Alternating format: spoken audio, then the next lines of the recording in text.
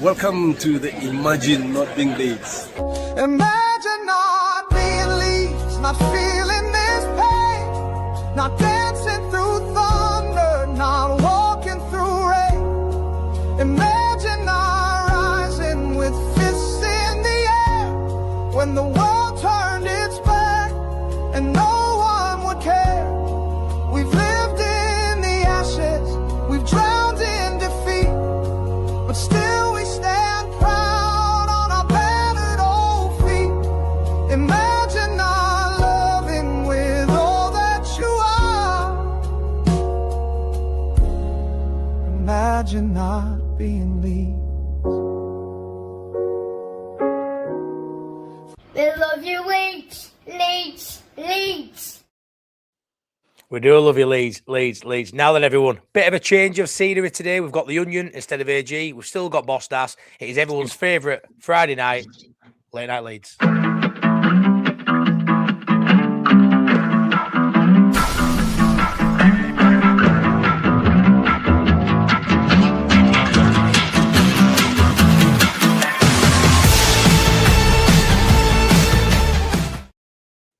Now then, everyone, welcome back to Imagine Not Being Leeds. More importantly, welcome back to Late Night Leeds. It's Friday night, it's 10 o'clock. It is the only place to be. Hope everyone's doing well. Please smash a like on the stream. Please subscribe if you're new here. And we'll get into it. Right, Priestley, the Onion. Here he is for the full show. How lucky are these folks in chat, pal? Very lucky. I might fall asleep halfway through, but Hey, it's fine, mate. it's been a long week. It's we feel privileged to have him here, don't we, Boss Nas, today? We feel privileged. It is. It's like being in the what's that word I'm looking for? That's a good start. He's got aura. He's got onion aura, and we're happy to have it. He usually has us crying, but yeah, he's had to replace AG tonight because AG is moving from Mansion A to bigger Mansion B. Isn't it, Boss Nas? Something like that. Anyway, it's definitely got more bedrooms than he needs. That's for sure, and bathrooms. He has, mate. He's got ridiculous amounts of things. It's about 12 bathrooms. He's got those Japanese toilets, mate. Do full job for you. What do you think you've got more of, bathrooms or butlers? I think each butler's got their own bathroom, mate, which says it all, really. But yeah, let's see who's it chatting with. Dave's in the chat as always. How you doing, mate? Liking the thumbnail. There you go. Tezza is in as always. John Pepper's in as well. Bill, excited boys, book Chicago flight for the exhibition game on the August 2nd. Get in there, Bill. Soldier. It's my birthday. Is it? Oh. My birthday, that, Bill. Any IMBL people going to make it? Question mark. Let's do an IMBL American party. My mate Danny, who's watching, Danny Dovey, who I got away games with, he's going to be getting to one of them. So yeah, and always there he is with his Imagine Not Being Leeds membership. So thank you so much, Bill. Top banana as always. Tickle those likes for the lads. Looking forward to seeing what twist there is tonight. Here there'll be a little bit of negative, a little bit of positive, a few bloopers, and a good old laugh, and quite possibly a few tears because the Onion, as you can see, is there to my left. How are you doing, Angela? Hope you're okay. Evening all. Brett says, lights turned down, popcorn ready, multiple rants incoming. I'm all in. There he is, my mate Danny Dovey. Let's get those lights in nice and early. Right, let's get into it, and then I can get through the comments as you're going. There's 96 people already in after 3 minutes. You absolute legends. Thanks so much for tuning in. Right, we've got to go back to last weekend to unfortunately touch on one of the reviews, which we are going to look at the Man City game.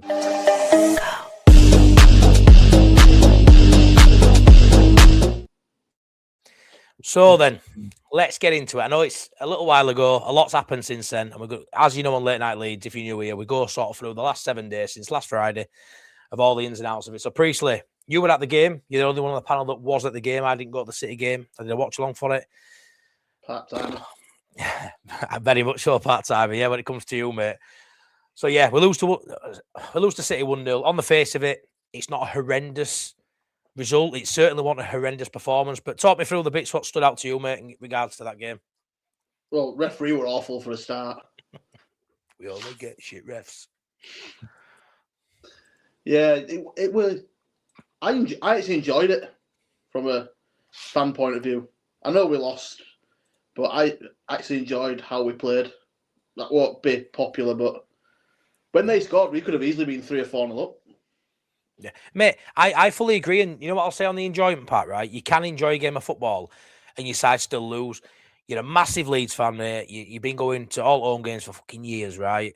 and you want to see your hometown club play against your cities. That's why we want to get to Premier League. It's not to play your Burnleys. It's not to play your, your Sunderlands, which we'll get into soon.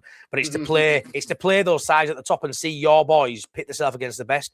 But you do come out on the wrong side of it a lot, don't you, Priestley? But the defensive lineup, I think, worked really well. I think we control. I mean, let's be fair. They didn't have that many chances. City. The difference was they were clinical when they got the chance. Calvert-Lewin won. Yeah, Aronson had a good chance, but he just overran it a little bit. Give Donnarumma a chance to come out. It's annoying because if we'd have just held on for another 15 seconds and got to half-time, I think we'd have ended up drawing that game.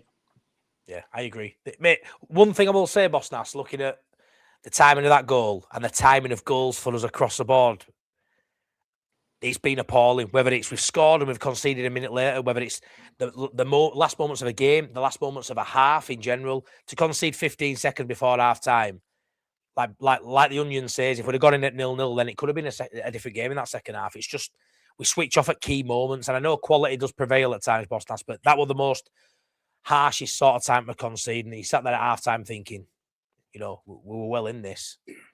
No, yeah, it's just so annoying. It's proper annoying. It's like it changes Daniel Farke's team talk 180 degrees. That's annoying. It's like, and the thing is as well, you could feel like Man City were on top. A couple of minutes coming into half time. They was on top most of the game, for being honest. But it's one of those where it's like you look at this team and you think there's still a little bit of maturing they need to do, because they are the moments where you switch. You've got a captain or you've got your leaders on the pitch saying switch on anything. Make a foul, do anything to kind of stop that momentum. Don't be. If you're going to be vulnerable in those moments, you can make for a long afternoon. And like Priestley said, I'm on that as well. I think if they don't score there, especially with the situation that they're in, fighting at the top end of the league, even more so at that point before they had that other disappointing result, the pressure would have been on them. The pressure would have been on them. But look, it's not a get out of jail free card for me on our team. I thought we had a lot of bang average performances in that game. Priestley says he thought they were all right, thought they were good. I thought it was pretty meh across the board, to be honest. I don't think anyone really stood out. I don't think we had any of those kind of magical moments. I think against City, though, I think similar to what we'll get into with Sunderland, it's a different way of playing it. So we didn't play good football against City, no. It was more the work, the shape we held together off the ball, shifting left, shifting right, being patient, not limiting their limiting them to very few chances. So not really in terms of how we played with the ball, but off the ball and keeping a shape. Like I say, the message, the togetherness that we know they've got to keep them to a goal, which sounds defeatist. I know we're still a Premier League side. It's 11 against 11. I shouldn't be happy with a 1-0 defeat, as some people will tell me. But I think that's what I took the most out of it. When you're looking at the sides I know it's happened since then, but when you look at the sides at the bottom, there is a real togetherness, and I saw that in the Man City game. And if it wasn't for a couple of cruel decisions, Priestley, we'd have probably got at least a draw in there. I mean, I've seen a lot of takes on the handball saying for me, it's travelled a long way and it's hit the defender's arm. So for me, that is a penalty. I've seen a few people say there was a nudge into the player which made his arm come up. How did you stand on the Leeds not penalty against City, pal? It's a weird one, because nobody really knows what the handball rule is these days. What is it? You tell me. They say that if you make your body unnaturally bigger and it hits your arm, it's a penalty. His arm's out here and it hits it, so it should be a penalty. If VAR's looked at it and decided it's not a penalty, then what's the point in VAR? Well, same with the stamp by Turkey. Yeah, that were another one, the stamp, mate. So you look at that and, we should have had a penalty. There should have been a red card for Turkey, 100%. I mean, how no one's seen. I mean, there's an image, isn't there, what's been taken away. You can see Gruev sort of sat down. The linesman is literally about 5 yards away. You can see linesman, you can see Farke fuming because he can see as it happens in real time. And for that to be missed. Again, that's what VAR's for. VAR's there to pick up on stuff like that. It's only as good as the Doyle pressing the button, though, isn't it, Priestley? Yeah, but if the referee or the linesman genuinely hasn't seen that, then VAR should be going, tell you what, go look at that and tell me what you think. And people going, oh, it's accidental. So, don't matter. No, I know. Sorry, mate. The honey monster. The honey monster, yeah. That's scandalous. That's scandalous. That's scandalous. I love that. I love that. No, it's mega annoying. I don't like it. I am one of these now. I agree with Priestley. What is the handball ruling? Because it seems to deviate between referees. Different referees seem to give different fouls and different variances in degrees of severity. They're talking about silhouettes. This isn't art class. This isn't GCSE art. Do you know what I mean? You know, how long have they been able to view the ball? This, that, and the other. It's one of those where it's like, yeah, you want there to be justice in the fact of, did the player intentionally handball to get a benefit? And I think that should be the only qualifying factor. Was it intentional? Because if it's unintentional, then a penalty is a very severe punishment. It's basically, if you look at the XG of a penalty, it's what, 0.9 XG, 0.95 XG. I don't know. It's one of them two. So to basically gift a team a goal in a game of football, for me, it's got to be intentional. It either has to be intentional or it should have to stop a goal. Like if there's an accidental handball, but it's on the line and the ball was going in, fair enough, it's a penalty. If it's intentional, if you've done it on purpose, it's a penalty. But all this stuff where it's coming over someone's head and they might not see the ball until the last minute and it comes off the wrist and you get a penalty, I'm not in for that. I think the Premier League this year has been mired by all sorts of blurry lines of what's a foul, what's a penalty, all this stuff. And it really is kind of affecting the game at the minute. A stamp should always be a red card for me. 100%. It's like, can we just... what they've done by doing all this and bringing VAR in, they've overcomplicated a game which is called beauty, which people call beautiful because of its simplicity. You've got two onion bags either side of the pitch. You've got 11 blokes. You get the ball from one end to the other, and you put it in the back of that simple game. The beauty of the game is in its simplicity, and we just keep chucking all these daft, nuances in. Where this used to be a foul, but if X, Y, and Z criteria is met, it's not a foul anymore. Just fucking reverse engineer these bullshit rules. If it's a stamp, it's a red card. If it's intentional, it's a penalty. If you block it from going in, it's a penalty. If it's clearly unintentional, it's not, for me, it's not a penalty. So here's what it is. The officiating's absolutely shocking at me. The problem you've got is there's no consistency. I'll bring up three from this week alone. You had Nonto getting booked for that tackle. O9's challenged him.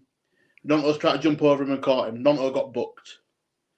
Murphy got sent off for diving after keepers fouled him. And then Haaland has been taken out by the keeper and not got a penalty. That's been a penalty for the last 10 years, Neil. Done every single week. The thing, like literally, Murphy got a second yellow card for diving. Haaland's done the same thing, and the rest give a goal kick. And the thing what it does is as well, the thing that it does, and this is why it annoys me, because it opens up all these different commentators to rear their ugly heads and go foul play. Like you're not giving these, teams at the higher end of the pyramid are getting decisions go their way that teams at the bottom or less fashionable teams don't, and stuff like this. And it's just, we just need, who was that Italian bloke? Was it Pierluigi someone? Bellina. Yeah. We need a few of him back. We need a few of him back in the game of football. Just a massive set of cojones.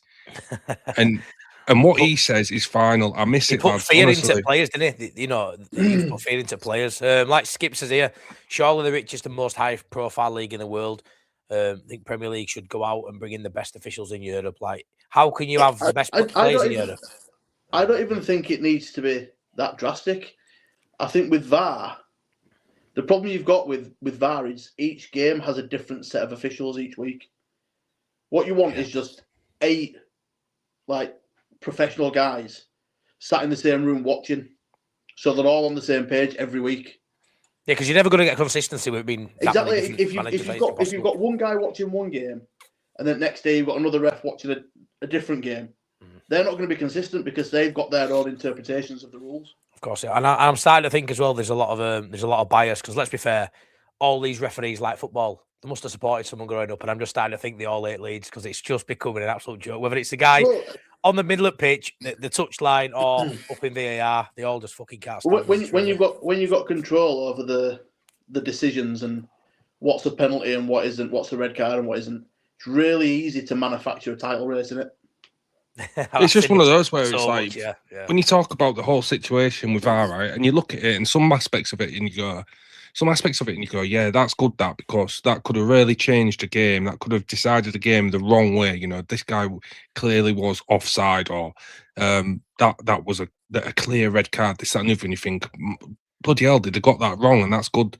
But then there's other aspects of it, and you think, is the game better off for having it? I remember, you know, boys, just think back to before VAR, and it was like, if the referee made a decision, it was just a decision, and all you'd get is 2 minutes on Match of the Day, whether it was right or wrong.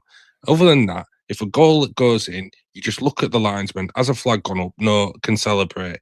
Just, I don't know. It's just creating a lot of controversy as well, isn't it? So I don't know if it's a good thing for the game or not. It's still up for debate, really, isn't it? But this is another thing. People can say, you know, VAR this, VAR that.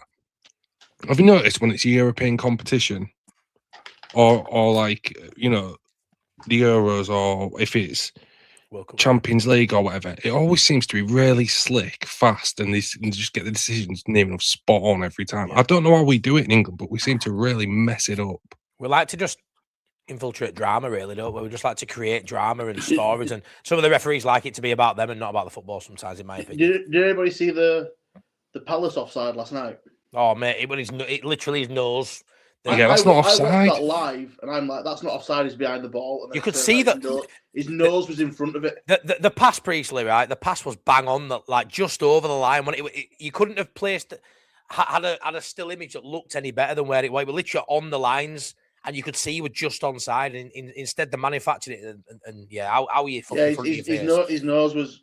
Ridiculous. Nose was offside. Absolutely ridiculous. But it's ridiculous because the rule was brought in. Literally, the rule was brought in back in right in the day. All the historians in the chat will tell me if I'm wrong, but it was just to stop goal hanging. So, like, offside, like, for me, there should have to be clear daylight. Do you know, like a foot or two?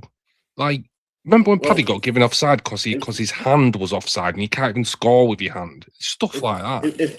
If that's what you like, then I think Arsene Wenger has got the perfect new rule for you. Yeah, I've seen it and I agree with it. Yeah, me too. To be fair, me too. No. Me too. Yeah, I don't mind it. Anyways, Adam Tour says, "Hey up, lads. A bit late tonight. What's happened to AG? He's looking particularly beautiful tonight." There you go. There you go. Yeah, he's moving house today, mate. Swapped one Adam for another. They have. He's moving house, mate. Moving from one mansion to another. So yeah, I mean, just to sort of wrap up on the City game. Disappointing to obviously lose at home. It's not something we've done regular this season, not something we've done regular for 3 seasons now. So, you know, it's only a handful of times we've been beat. It was dark, the lights were on. I don't think we classed that one, but we definitely classed the Sunderland game as under the lights for sure. So that sort of record's gone. But yeah, wasn't downbeat about the performance against City. They're in a title race for a reason. I was a little bit gutted that we didn't manage to get anything from the game, considering they had no Haaland in there, which I think definitely helped us and made they had less of a threat in the box, which I do think we contained them pretty well. But Semenyo's a top player, seems to be scoring pretty much every time I turn TV on. Semenyo scored a goal. It's been a great signing for him. And yeah, that's what happens against the best sides. But we move on. We dusted ourselves off and we welcomed Sunderland on Tuesday fucking night.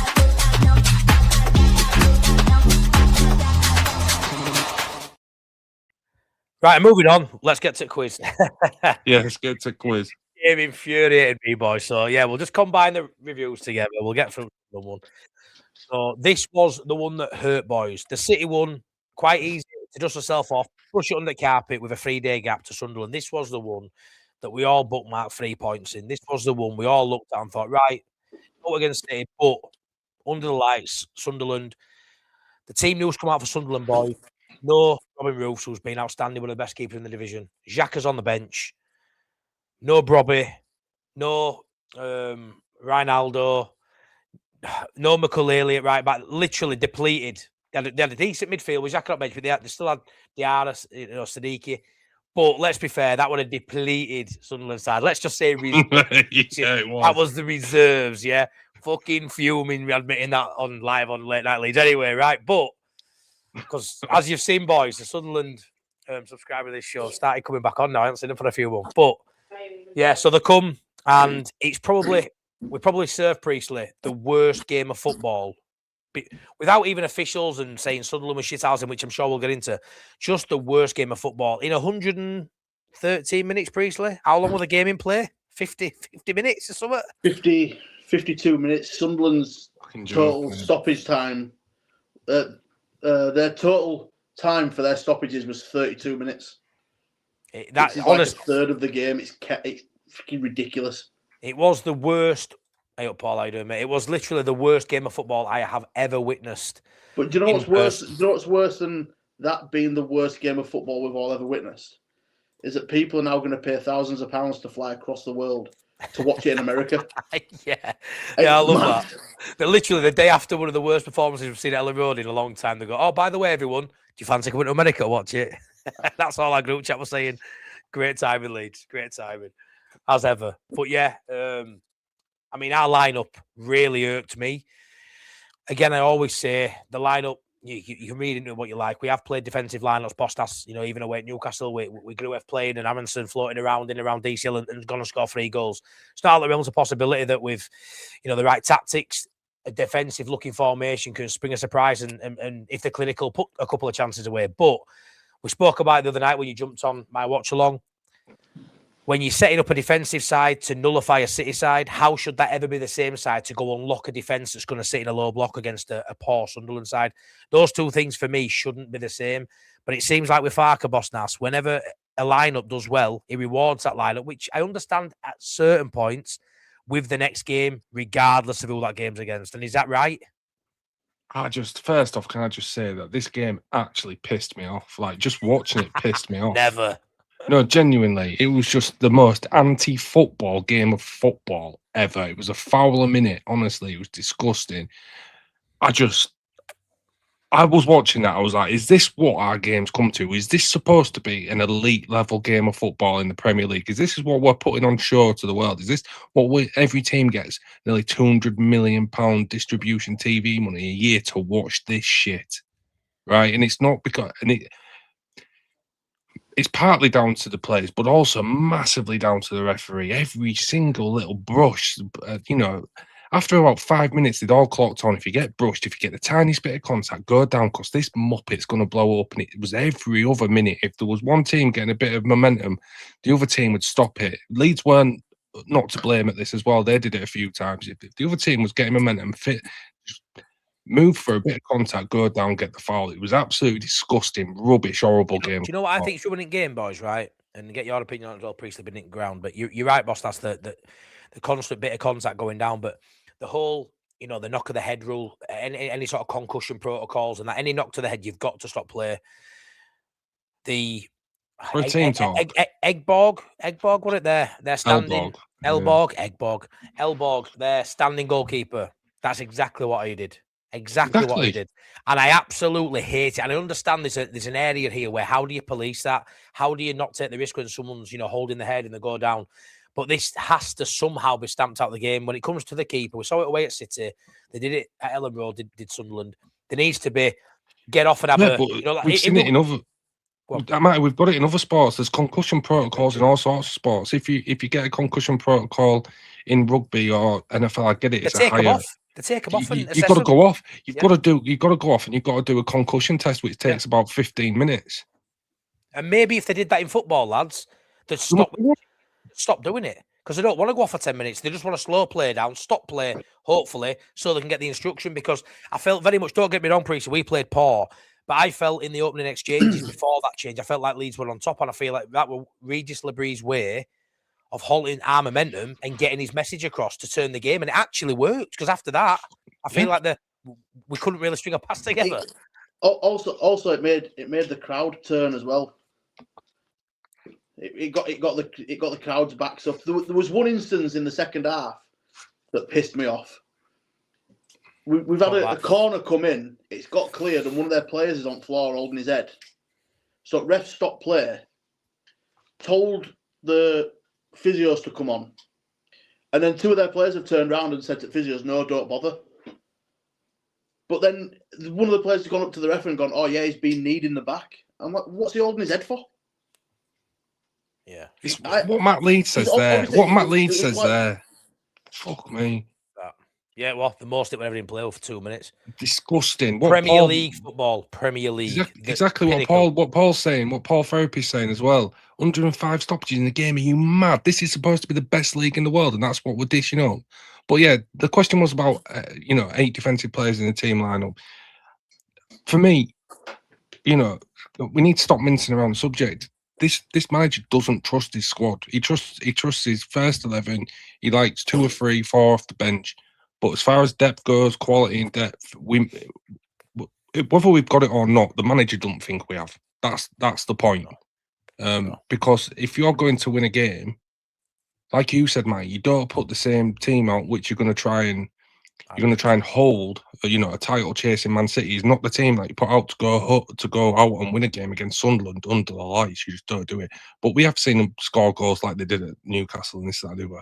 But it's still not an attacking lineup.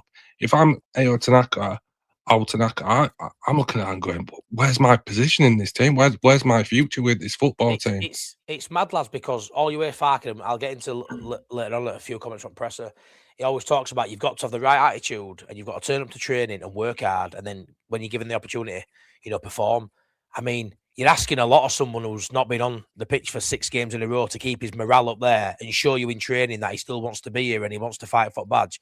When really he must be going into work thinking, I fucking hate this. There's no way his morale is anywhere but on the floor for Tanaka. And whether or not you agree that he's in form, he should be given moments. Priestley, in a game like that, when he's bringing Pirro on, who's playing in that midfield role, who I think looked shocking when he came on, by the way, it's like he's gone back to before City away, where when it's not working, Priestley, let's just chuck all the forwards on. Why not be a little bit more composed? Why not have a little bit more tactical now, so the in-game management where you can look at it and go, right, we don't have to do that. We ended up, how many defenders do we have on pitch come end? I was terrified we were going to concede a second goal, but I just feel like everything about Farker right now, and I don't want to go too negative because it's definitely not an absolute shit show at the minute at Leeds. It's really not. 2 really good draws, 2 poor results after that, but we're still in front. We're still where we want to be. We're outside relegation on Priestley, but it does feel a little bit like we've fallen back to his old ways before the spike in form. I thought it was great because you had no idea what his next sub were going to be. I was expecting him to send Perry on up front. Unbelievable. But yeah, at one point I think I saw Rodon playing right wing. We had Nonto left wing back and Pirro playing centre back. It was crazy, wasn't it? I could not make out any sort of formation, rhyme or rhythm with that last 15-20 minutes. But What's there in it? No, they're in. It's daft, but sometimes it might work if you just think it's as many attacking players on. I think it's Apple. But what I will say is impact off the bench. I think Nonto and Dan James look good. Boss, that's what do you think? I think they look good. Say again, mate. I've just sent you a message in private chat. Yeah, I think Nonto and James look good off the bench. I think they show. Yeah, but they're gonna look. To be fair, right? Neither Dan James or Nonto have got any mental, tiredness. They shouldn't have any mental tiredness because guess what? They haven't been playing any minutes. They'll be biting at the teeth, chomping at the bit to get on the pitch, right, to show what they're about. It's a game under the lights at Elland Road, so even more so when you're thinking about the atmosphere, wanting to make an impact. And again, it was a depleted Sunderland team, so you're looking at it and you're thinking, we can get at this. It's Dan James with his pace, got Willie Nonto, who's brilliant at cutting in centrally and pinging balls left, right, and centre. But what we can't do, we can't romanticise it and go, Willie Nonto and Dan James are the best players ever, right? We can't do that because they're not. But they do offer attacking threat, and against a depleted Sunderland, why not? I mean, for me, Longstaff, Altanaka, Nonto, Dan James, all have legitimate grievances to air there. Really, Unless again they've really not been showing anything in training. We don't get to see that. If they've been chucking it in at training, bad attitude, not really asked, then you can't really say anything. So, but yeah, I just think again, like even in the chat, people are saying 8 defensive players against a team so heavily depleted. When look, you're looking for 3 points, really, to take yourselves out of this relegation chat, aren't you? Really, because it really takes the pressure off at that point. But now the other teams pull points back, we don't, and it feels totally different, really, being honest with you. No, it does. Like I say, I don't think Sunderland performed well at all. They didn't trouble us at all. I think they were one shot on target, but I think the play were offside. I think when it came to, I mean, all the stats, even the possession, I think it was 72-28. He said in his press conference today, did Farke. Weirdly, he seemed quite happy with the performance of Farke, which I don't really understand. The only stat that really matters is the one you take, whoever takes a point zone. But I don't think, that's 4 points Sunderland have taken off us this season, which when you're coming up and you're wanting to stay in the division, which I do think we will, by the way, the 3 promoted sides will all fancy themselves against the other 2 they've come up with to get some points. And they've taken 4 off us, which is poor by our standards, because I think in both games we've been the better side. But the onus is on us. We can moan about the shithousery as much as we want Priestley, and there were a hell of a lot of that. Luke O'Nien got man at match, by the way. I honestly can't stand the man. But what I'll say is the onus has to be on you to break them down. They came with a game plan to not play football, and it worked. And we can sit here and moan as much as we want. And boy, have I fucking moaned this week. Down in dumps. Didn't speak to the lad I was working with on Wednesday all day. Our last said, why am I being foul? After about 24 hours, I came at Michelle, turned my phone back on, and we're getting pelters left, right, and centre. And maybe rightly so. I predicted a 3 or 4-0 for Leeds. There I am for backing Farke to go out there and win a game with some attacking messages. But yeah, it's one of them where, honestly, boys, this has probably been the hardest result for me personally this season, with all the links with Sunderland on the channel and stuff. Personally, I literally just wanted the ground to swallow me up this week. So there's been nowhere to really hide for me.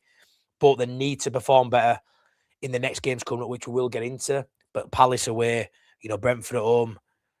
With everything that's happened this game week, boys, the pressure now has ramped up. We could have been 9 points clear before everybody played. And then all of a sudden, you're putting the pressure on the people below you to go get points. Instead, we fucked it up, relieved a bit of pressure, and then they go close the gap. So it's been the worst week in a while for Leeds United, and the most important week probably in the relegation sort of scrap. And just so happens that we're the ones that probably had the worst result out of them. So yeah, I'm still a little bit down about it. I'm trying to move on. I love the FA Cup, which, like I say, we'll get into, but I am a little bit annoyed there isn't a Premier League game there we've got to wait a week and a half from that Sunderland game. So, yeah, really poor performance, boys. Do you want to dwell any more on it? It was shit. We should have had this, we should have had that. I would disagree with your assessment that we had the worst result. Surely that's Spurs.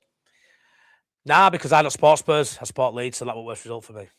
I saw a quote earlier. The only thing that can stop Leeds from doing a Leeds is Spurs doing a Spurs. Yeah. Thing is, do you know what it is? I feel like West Ham are probably like favourites.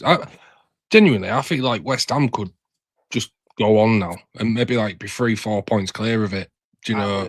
I worry about that. Because the momentum they've got. When you look at teams below us next few games, points against Palace and Brentford would be really important. Yeah. To sort of build up a gap again. Can I just say as well, before we move on from this, that red card for Daniel Farke for entering the field of play after the whistle has gone. Do you know what I mean? Like, Daniel Farke's going to run up and chin you. He was like a scared little boy. And the thing is, if you're a referee and you can't handle big moments with millions of people watching around the world, all this stuff, thousands within a stadium, all watching, all emotional, all invested, right? If you can't handle those moments, you're in the wrong job. Do not be a referee. He hasn't even said anything to you at that point. He hasn't even got to you, and your hand is in your pocket and the reds come out. I don't understand it. It should have been rescinded. The fucking PFA just back their boys, even when they're clearly in the wrong. And that's just something else I wanted to get off my chest. Yeah, no, they really do. They really do. 226 people watching. Thank you so much for your support. Did you say Luke O'Nien got the man at match? Yeah. Yeah. Is that him that was decided halfway through the first half to start wrestling? Yeah, clotheslining people. Yeah, well, there were a couple of things. Obviously, the strangulation of the neck was one of them. There were also a moment when a second ball entered the pitch, and instead of kicking it, which was a shorter distance to turn and kick it out of play, decided to just nudge it towards where the ball was, where Leeds were attacking. Again, the dark arts that Leeds United don't use. And this is when I'm being a bit of a hypocrite. If Leeds shithouse that, I'm probably over the moon about it. Because it happens to me, I'm fuming about it. Also, the Diarra should have been yellow carded. Should have been sent off for a second yellow card. You spotted jumping that into the crowd after he scored. Yeah. No, the referee didn't see it, so he didn't send him off. Yeah, just want to mention this. Easy does not rate Farke at all. It's not negative to call out Farke. He's one of the worst managers in our history. Come on, Priestley. Wow. With what he's done with what he's done with the squad, he's a championship manager who realizes. Be nice. He's all right. He's easy, but he just ain't a Farke fan. He ain't a Farke fan at all, and he's banged this drum all along. And eventually, this is what I go back to the other night. Why is it that when we play poorly and we lose, it's Farke's fault, but when we win, it's the players? That's fair, mate. But that team selection was wrong, wasn't it, for Sunderland? Fact got it wrong on Tuesday night. Fair enough, but why have the players escaped criticism? No, they shouldn't do. They shouldn't. This is why when you said against Man City, you thought it was a decent performance. I thought most of the players against Man City were bang average. I think last couple of games, and especially Tuesday night, Ampadu been off it. You know, there is players, but you got to think how tired are these players going to get when your manager won't rotate his fucking squad? Yeah. I think the only reason he hasn't rotated on Tuesday is because he knows we've got the game on Sunday, where he's going to rotate. And that is a point there, Harry. Diarra shouldn't have been sent off for jumping in the crowd. That's what it was about, in my opinion. Yeah, Harry, I fully agree, but the rules stay, and I'm not being funny. We lost the game, and you shithoused the 1-0. So I'm going to put my hand up and go, referee, that should be booking that. Do I want that to be a booking? Do I? It's another thing, like taking your shirt off, being a yellow's a joke as well. Like, there's so many things. I think there's going to be. I've got a feeling there's going to be a big. There's going to be a big look into all the rules and regulations this year, because football, the standard of football in the Premier League, I mean, some people will argue it has got bad this year. It's supposed to be entertaining, mate. It's supposed to be entertaining. It's not entertaining. The rules, like you say, getting a booking for taking your shirt off. I mean, if I take my shirt off, I expect to get about 6 years in Armley Nick. But that's just me. Priestley, even longer. It's just one of them, isn't it, Priestley? But I do think, you know, rules are rules and all that shit. And that he should have been sent off. And it'd have been the worst sending off ever. But it should have been a sending off. I tell you what, just touch on that as well. A lot's been said about the goalkeepers. Darlow had some good saves against City. Done okay outside the Man United error, which is probably his worst moment of the season. Perry's had some moments, but that penalty, I know it's a penalty. You have no goddamn right to save a penalty. But my God, he should have saved that one, boys. Yeah, I'd have saved that penalty. Oh, 100%, mate. 100%. It was. The thing is with keepers and penalties, this is another thing. Keepers and penalties. If you've ever played in net in any level, you know that when you're facing a penalty, the person taking the penalty is expected to score. There's absolutely no pressure on the goalkeeper to save a penalty, none. So it's like people say it's a pressurized situation. As a goalkeeper, it's a win-win. If it goes in, you're not to blame, and if you save it, you're an hero. So. Yeah, no, I agree. I'm just laughing at that question that's on screen now. That's a belter of a question, is that? You think it was political? Let's get quiz on. That's absolutely sent me as that. I know. Right, so Paul's not messaging me back, so never mind. Right, so this is a total random one, right? So it's quiz time. So I'm gonna let's just see what happens here. This is a totally different Late Night Leeds, as you can imagine. There's no AG. The structure's sort of gone. I'm a little bit stressed out because it's not all as it should normally be. I love Priestley, by the way. He could be on it every week for me. I'm just saying. You'll know why. So, Mr. Brooker. Paul's there. Paul Brooker. Reply to your messages. Reply to your WhatsApp message. Reply to your WhatsApp message. What are you doing? Crazy man. Crazy man. We'll give it a minute. Priestley, right quickly. I wanted to get your thoughts on this. It's touching back to because Richard Hogan's the top guy. I want to tell your thoughts on this. Going back to the City game, how was it in the stadium when it come back to the Ramadan? What was your... My thoughts on it? Because I'd seen a report saying it was going to happen, so I knew it was coming. I just didn't know when. I knew it was going to happen in the first half. I just didn't know when. But because it was against City and what happened at City in November, the immediate reaction was they're taking the piss again. So a lot of people started booing, and then the message came up on the screen. I just think it was poorly communicated from the club. If they'd have said beforehand, this is what's happening, and at what sort of time, people would have been a lot more understanding. But because I thought it was City taking the piss again.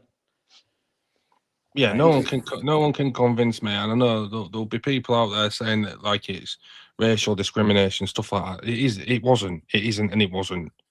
It was just a case of people thinking that City were taking the piss again. But you have that thing as well. There was 3 or 4 players that needed to break the fast, but half the team was going over for a team talk. So, it's one of those. But you don't want to see it because give people half a chance. Any kind of commentators, broadcasting, all this stuff, give them half a chance to paint Leeds with an unfair brush, and they'll do it. Yeah, 100%. They've mentioned. They've put some out today of Leeds, and they've actually officially put something out today. I've seen it across social media saying we need to respect when they have a break on Sunday, and also just to let everybody know, Pirro needs it too. Just at the end, they mentioned that Joel Pirro, like just to let you know. Oh well, also Leeds players may need to stop too. We're not, it's not. I don't think it's that. It was just a case no one had a fucking clue. You don't need to specify that we have a player. Also, the pause is fine if everyone's on the same page and everyone knows. You know what I mean? That's.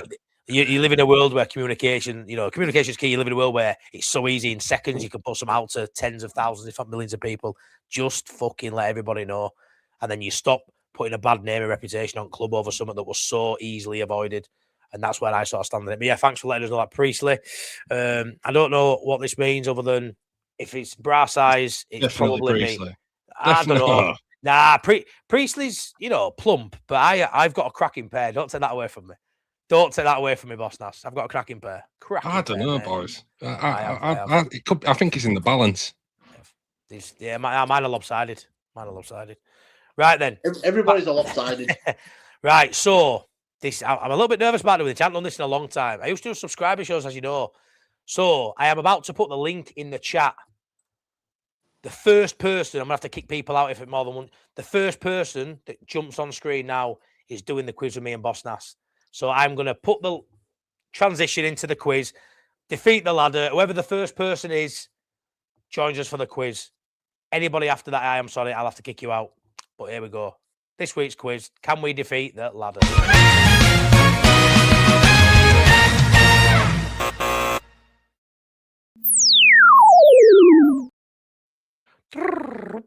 Almost had it right. Every single week. Oh, look who it is! You'll never guess. You'll never guess. It's a regular. Sorry, everyone.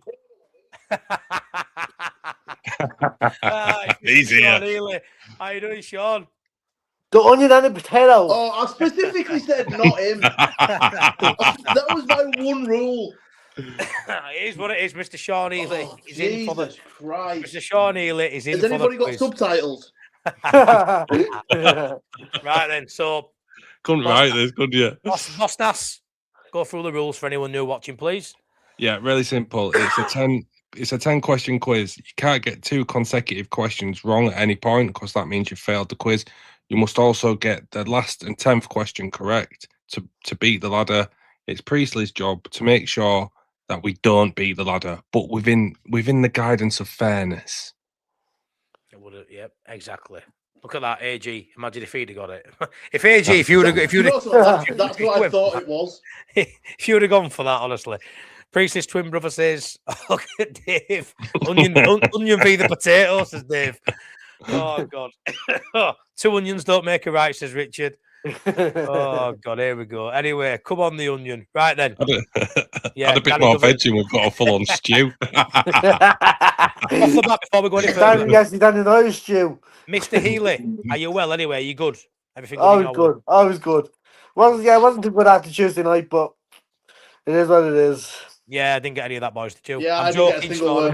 I'm joking. I couldn't help myself. Yeah, it was nice to see you on Tuesday too, Bal. Really nice to see you, as always. Hopefully, you'll be over at some point before end of season. Fingers crossed to see us again, but we'll see. Yeah. Anyways, let's get into the quiz. Come on, Sean. We need your expertise, so know you're a good quizzer. This is going to be an absolute shambles. This. Come on. Oh God, you've gone from you've replaced basically someone who doesn't care about winning with someone who can't even speak. I can't speak. I can't speak. Right, I'm all for it. Question number 1. Question number 1. Which Leeds player scored their only goal for Leeds in the playoff semi-final win 2 years ago? Gruev, lads. Put it a free kick. Norwich, Gruev. What was the question again? Which The current Leeds player scored their only goal for Leeds in the 4-0 playoff win 2 seasons ago? Yeah, Oh, must think Yeah, grew. he's only scored 1 goal, hasn't he, boys? I don't think he's scored again. I was trying to think that he scored another free kick, but I don't think so. I'll be honest with you, boys. I don't know. Sean, lock it in, Gruev. Matty, yeah. Yeah, lock it in, Gruev. Yeah, Gruev is the correct answer. Get up there, boys. Solid start. That was Get the it. easy. Get That was the it. easiest question.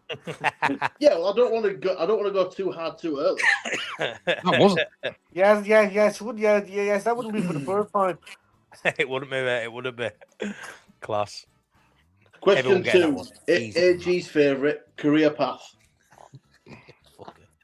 They've read it wrong. They've read it wrong. Weatherall. He's a novel. The Bulgarian Zidane. Did someone just describe him as a Bulgarian Zidane? Yeah, man. That's outrageous. AG's never living that one down ever. No. Right, career path.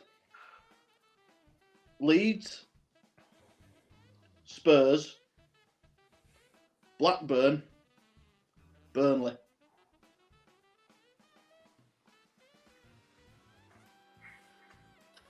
Leeds to Spurs. You Blackburn, have Burnley. a clue if you need it. It's Blackburn the and black one Burnley. that's thrown. Hold It's on. the black one that's thrown me. Oh, hold on. Is he a winger? No. No, I'm going to say Aaron Lennon, but I can't remember. I remember No. him. Ireland never played for Blackburn. I didn't think he did. Yeah, we'll take the clue, Priestley. Yeah, we'll have a clue. Goalkeeper. Yeah. Paul Robertson. It's Robbo. Paul Robertson. Yeah, Robbo. I was going to tell you that he's one of only 5 players in his position to Robbo. score a goal in the Premier League. I knew it. Robertson was that. Yeah, Robbo fought at Blackburn. Yeah. Anyone get that in chat?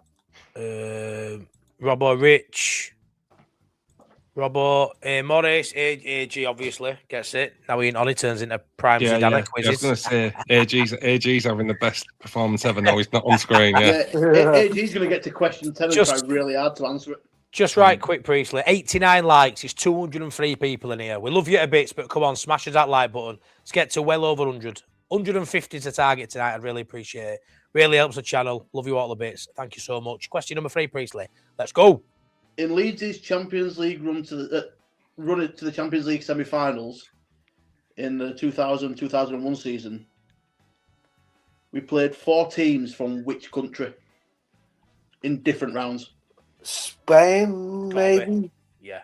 We played Barcelona, Real Madrid, Valencia, and Yeah, did that's we nailed, play that's Real Social? No, Yeah. played Deportivo. Deportivo, yeah. Spain. Yeah, hang on. Correct. Top team. Come on. This is easy, Priestley. Easy. Can we play you every week? Can we play? Can Oh, we play we- you every week? We do, and we normally lose. We do. You know what I am? I am That's because I'm here. Sean, I am the epitome of Sunderland in a person when it comes to quizzing. I You start mean getting... the stamp on people? Yeah, that as well. But I get really happy and really overconfident early on, and then we just start to fall away. You know what I mean? You're Mackems. Right, go on, pal. Question 4. Missing link. Spain. Yep, come on. Tyler Adams. Lewis Sinisterra. Brendan Aronson. Blank. Rodrigo. Jorginho Rutter. So, could these be the players we signed that? signed that season? Well, Mark Rocker wasn't in that list, was he? No, either was McKenny. Was it all the same year? So Those signings. no, because Sorry, we got McKenny that year as well. Name that again, bro. Sorry, mate. Say that again. Missing link. So you got Tyler Adams. Yeah. Lewis Sinisterra. Yeah. Brendan Aronson. Yeah. Blank.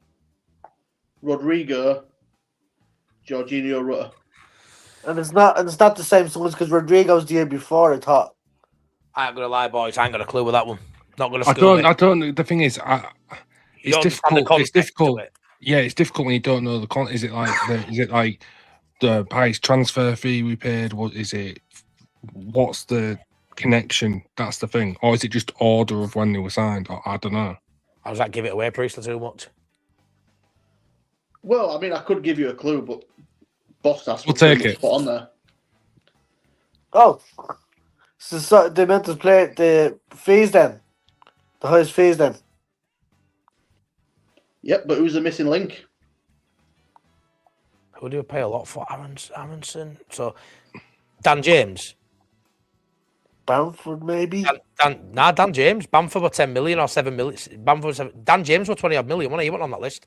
Aronson was 20 odd million. It's got to be Dan James. Yeah, it could be. Yep, So Dan Aronson. James. Yeah. Oh, is it Dan James? Yeah. Yep. Come on, Matty lad. Come Get it, on. Matty. Come on. Anyone got that in chat? Somerville, Warburg, Willie. Honestly, I don't think anybody put that in They are chat. the Hello, like, buddy. 6th highest transfer fees. Wow. Yeah.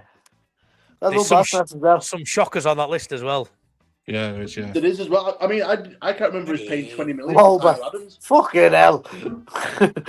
Wobber, he'll be back at Leeds next season, unfortunately. Oh. Wobber. He'll be Yeah, back at so Leeds. Can we not just Whopper, cancel his boy, like, contract? or what? Whopper. Yeah, he's a bloody whopper. Double whopper coming up. Go on, Priestley. Question number 5, yeah? Yep. Who is the only player outside the Revit era to make 500 or more appearances? Kelly. Kenny. Oh. Yeah, Kenny. Yeah, Kenny. I'll never get him in between Gary Kelly and another Irishman. So, yeah, Gary Kelly. Yeah, locked that's in. fair enough. Spot on. Yeah, Boys, I contributed. I fucking contributed, boy. He got in there. I'm not even joking. This is easy. Easy. Easy. Easy. Look at that Ah, you synchronized. Spurs in disguise. Ah, you Spurs. Ah, you Spurs. You Spurs in disguise. Honestly, boys, that was like we'd rehearsed that. That was really good, that. Question 6. Yep. Odd one out. Rob Green, Johnny Howson, Danny Mills, Michael Brown. Could you repeat that again, Priest? Sorry, mate. Odd one out. Rob Green, Johnny Howson, Danny Mills, Michael Brown. Again, it's hard for context, isn't it? Like, Yeah. Johnny Do Howson. you want me to tell you why they're the odd one out? Because if not, Danny Mills because he's a knobhead. Johnny Howson because he's come back. Yeah, I'd say when he- Yes, it sounds like a Brown. Sounds like a Brown. only one of these hasn't played for both Leeds and Norwich. Michael Brown. Rob Green has, Johnny Howson has, Danny Mills didn't, did he? No, he was straight from Charlton to Leeds, wasn't he? Charlton, Leeds. Then Danny didn't he Mills, go? City, went to Man- City.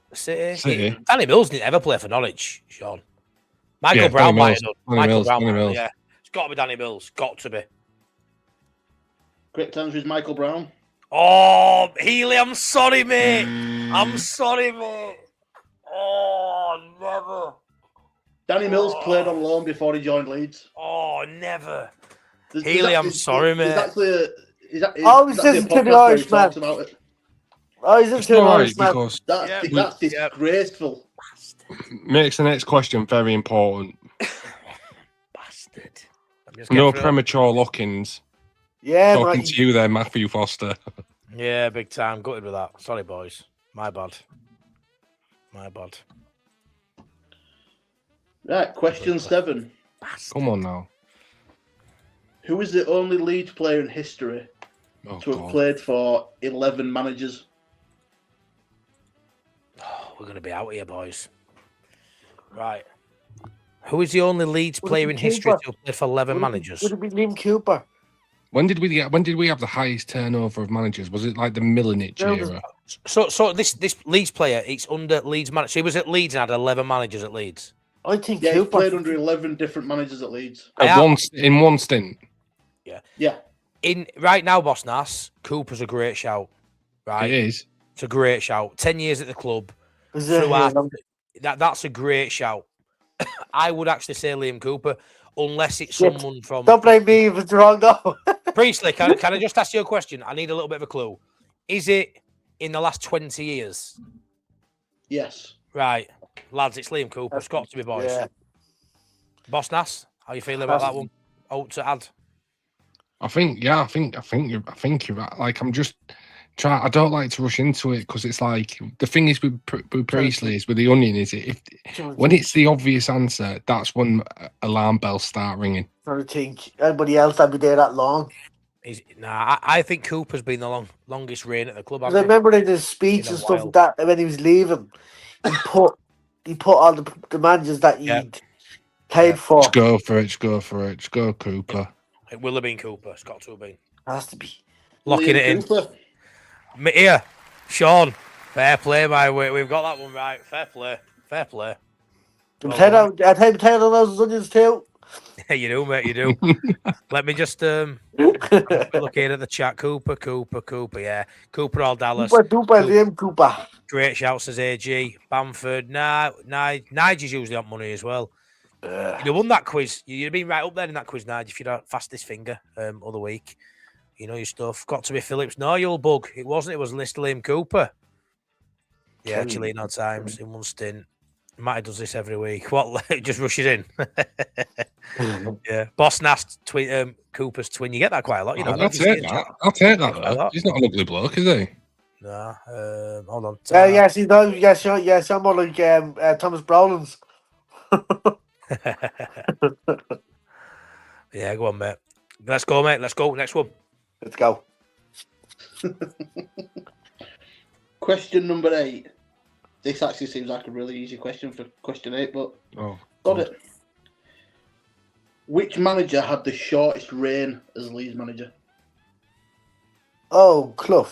And I'll give you a clue. It's not Brian Clough. No. Yeah, is it? What's it? Milinic. Oh, the other fella. Marco Milinic. No. Yeah. Is it? Or is it? Or do we count interim manager? Do we count interim managers? Oh, yeah. No, not caretaker managers, no. Okay. Right. It's Darko Milinic. Yeah. Darko Milinic. Well, Hockaday, he wasn't in for that long, but it was longer than Milinic. Yeah, it was. It was a couple of months, I think, Hockaday. Maybe 6 or 7 games. Milinic were like 3 games or something. Oh, I go with it, Milinic then. Darko. Milinic managed 6 games. Oh, my God. For 32 days. Correct answer is Milinic. Yes! Come on! Get up. Well done, boys. Right, question 9.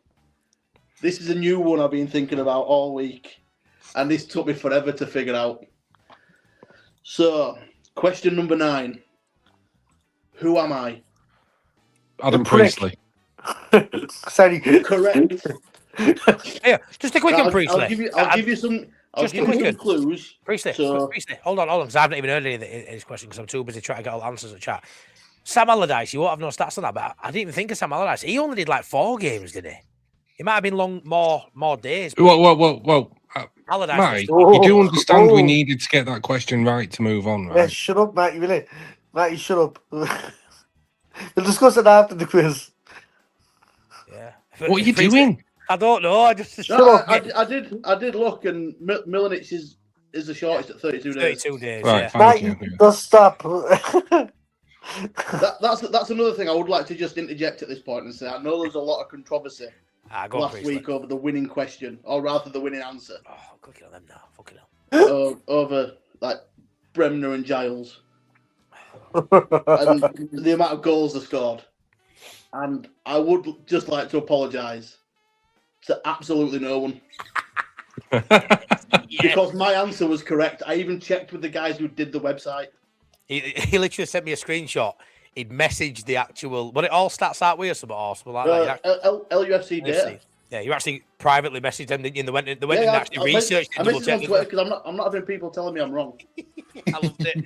You're not having that kind of disrespect on your name, are you, Onion? He actually went and private messaged LUFC data and they went away and double checked and came back to him. But yup, he's absolutely bang on. I was like, wow, class. Right, sorry boys, what was that? Question 9 we're on. This is question 9. So I'll give you some clues to a former Leeds player. And He's it got don't John- matter if we get it wrong. It don't matter if we get it wrong. We get to question 10 anyway. Oh, yes. Come on. But don't get it wrong anyway. Come on. So this player made his debut under Bielsa. Yep. He won promotion to the Premier League with a different club than Leeds. He has played with former Leeds players Andy Lonergan, Joe Gelhardt and Calvin Phillips, all at different clubs. And I've got one last clue that I will give you that narrows it down a little bit, but I want to see if you can get it off those first. That was too much information for my Yeah. time. That was a lot. Jesus. That was a lot. Right, give me it back again, mate. Give that. He got his debut under Bielsa, but got promoted in that season with a different club. No. Right, I'm He wrong. made his debut under Bielsa. Yeah. He got promoted to the Premier League with a different club than Leeds. Not the same season. Different That would be the season. second. Yeah. That would be Different the- season. Played with former Leeds players Andy Lonergan, Joe Gelhardt, and Calvin Phillips at 3 different clubs. Wow. And none of them were Leeds. Wow. Right, so Who did Bielsa? Who made the debuts for Bielsa? Like for young you. So Geldart, but obviously can't play with himself. Priestley does quite a bit, but obviously I have one name in my head, and it might be miles out. Leif Davis. you've got Leif Davis. You've got Jack Clark.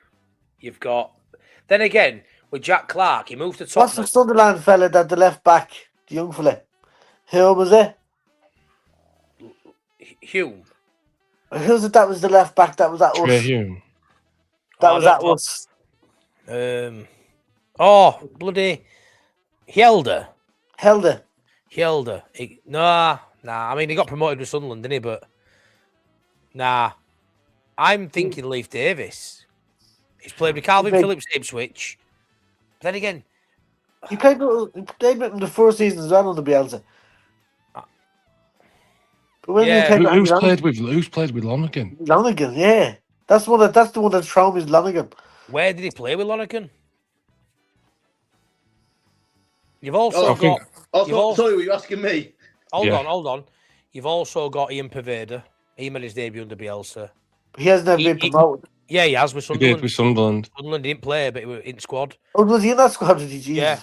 I'm trying to think of a player that's been promoted that played for Leeds under Bielsa and also hasn't had a mint, who's been on loan a bit.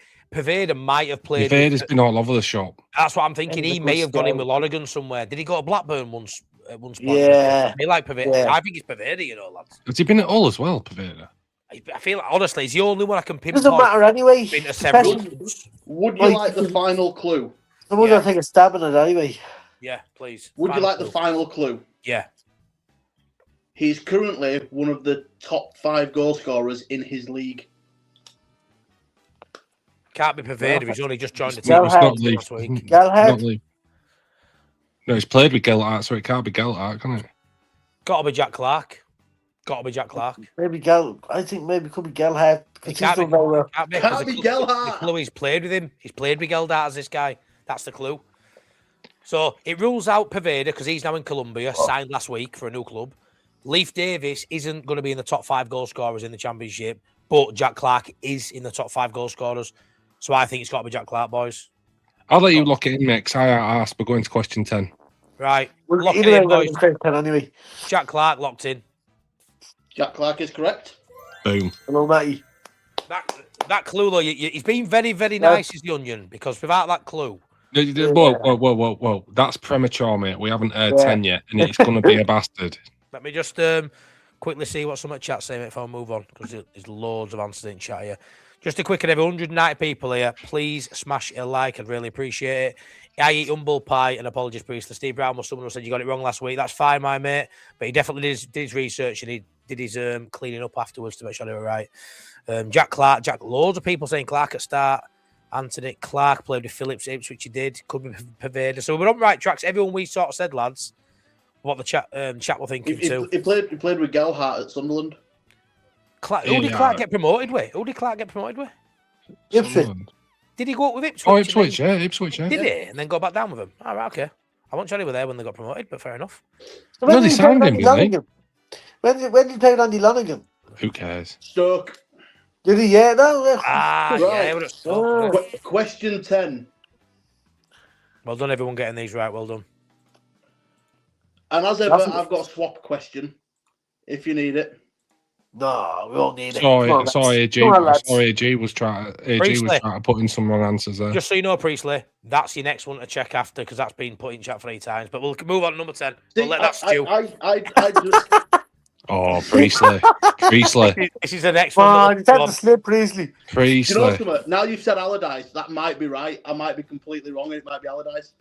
But But shut up, mate. completely, Shut you know, them out, I've mate. sort of blocked out You're the really fact weird. that he's- Here, the bloopers are what make this quiz and make this show. It is just no one I've else is completely doing blocked this. out the fact he was ever manager of our club. No one else is doing this. We like conversation, banter, and sometimes just total shithousery, like Sunderland is what Priest is doing right now. I tell you what, we might win. We may defeat the ladder and then have the win Take it away. revoked during the week. In the, Yeah, in the because you moments should. after the Because quiz. you want them out, Matty. That's why. We need a VAR checker, don't we? We need a VAR checker. But anyway, And I'm very useless. That's right. That's right. No, didn't Big Sam only have a temporary contract? that is actually bang on. And he said, So he's not a permanent manager, is he? get in. We'll take that. We'll take that as a win. Yeah. He was not yeah. a permanent manager, and he did specify that, didn't you, Priestley? That it Yeah. wasn't a temp. Get up there. Right, Get so that in question you. 10. Get that up you. Come on. Question 10. Deciding which one to go with out of the two. Oh yes, we've got to swap a row, The boys. easy one. The easy one. Look at that. Look at that, Priestley. Permanent manager, Onion has it bang on. Michael, Tell you no. what, You are the mate, goat. the people in the chat will defend the Onion. They will They defend will. the Onion's I Onion. honour. won't, though. Love I it. won't. I like kryptonite to the Onion, you two. You two are at it all the time. Love it. Love it. But yeah, right then, boys. Question number 10. Big moment. Man. Who were Leeds' last European opponents? So which team did they last play in European competition? Malaga. Hold on. Because that was The last time we played in Europe was the fucking Champions League, wasn't it? Champions League semi-final. No, That's easy. because he missed out on Champions League the year after that year. He We missed out on Champions qualified for League. Europe the season after Champions League. Yes, we got knocked out. I think by Malaga. I tell you what. That'll I haven't- be absolute scenes if Ely gets this right. I haven't Absolute got fucking scenes. Because we got the anything UEFA else Cup to the add to following that. year.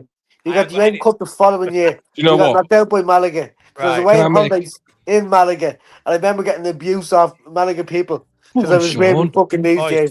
Come on, Boys. Sean. Do you know what? As the chairman and the creator of the ladder quiz, right?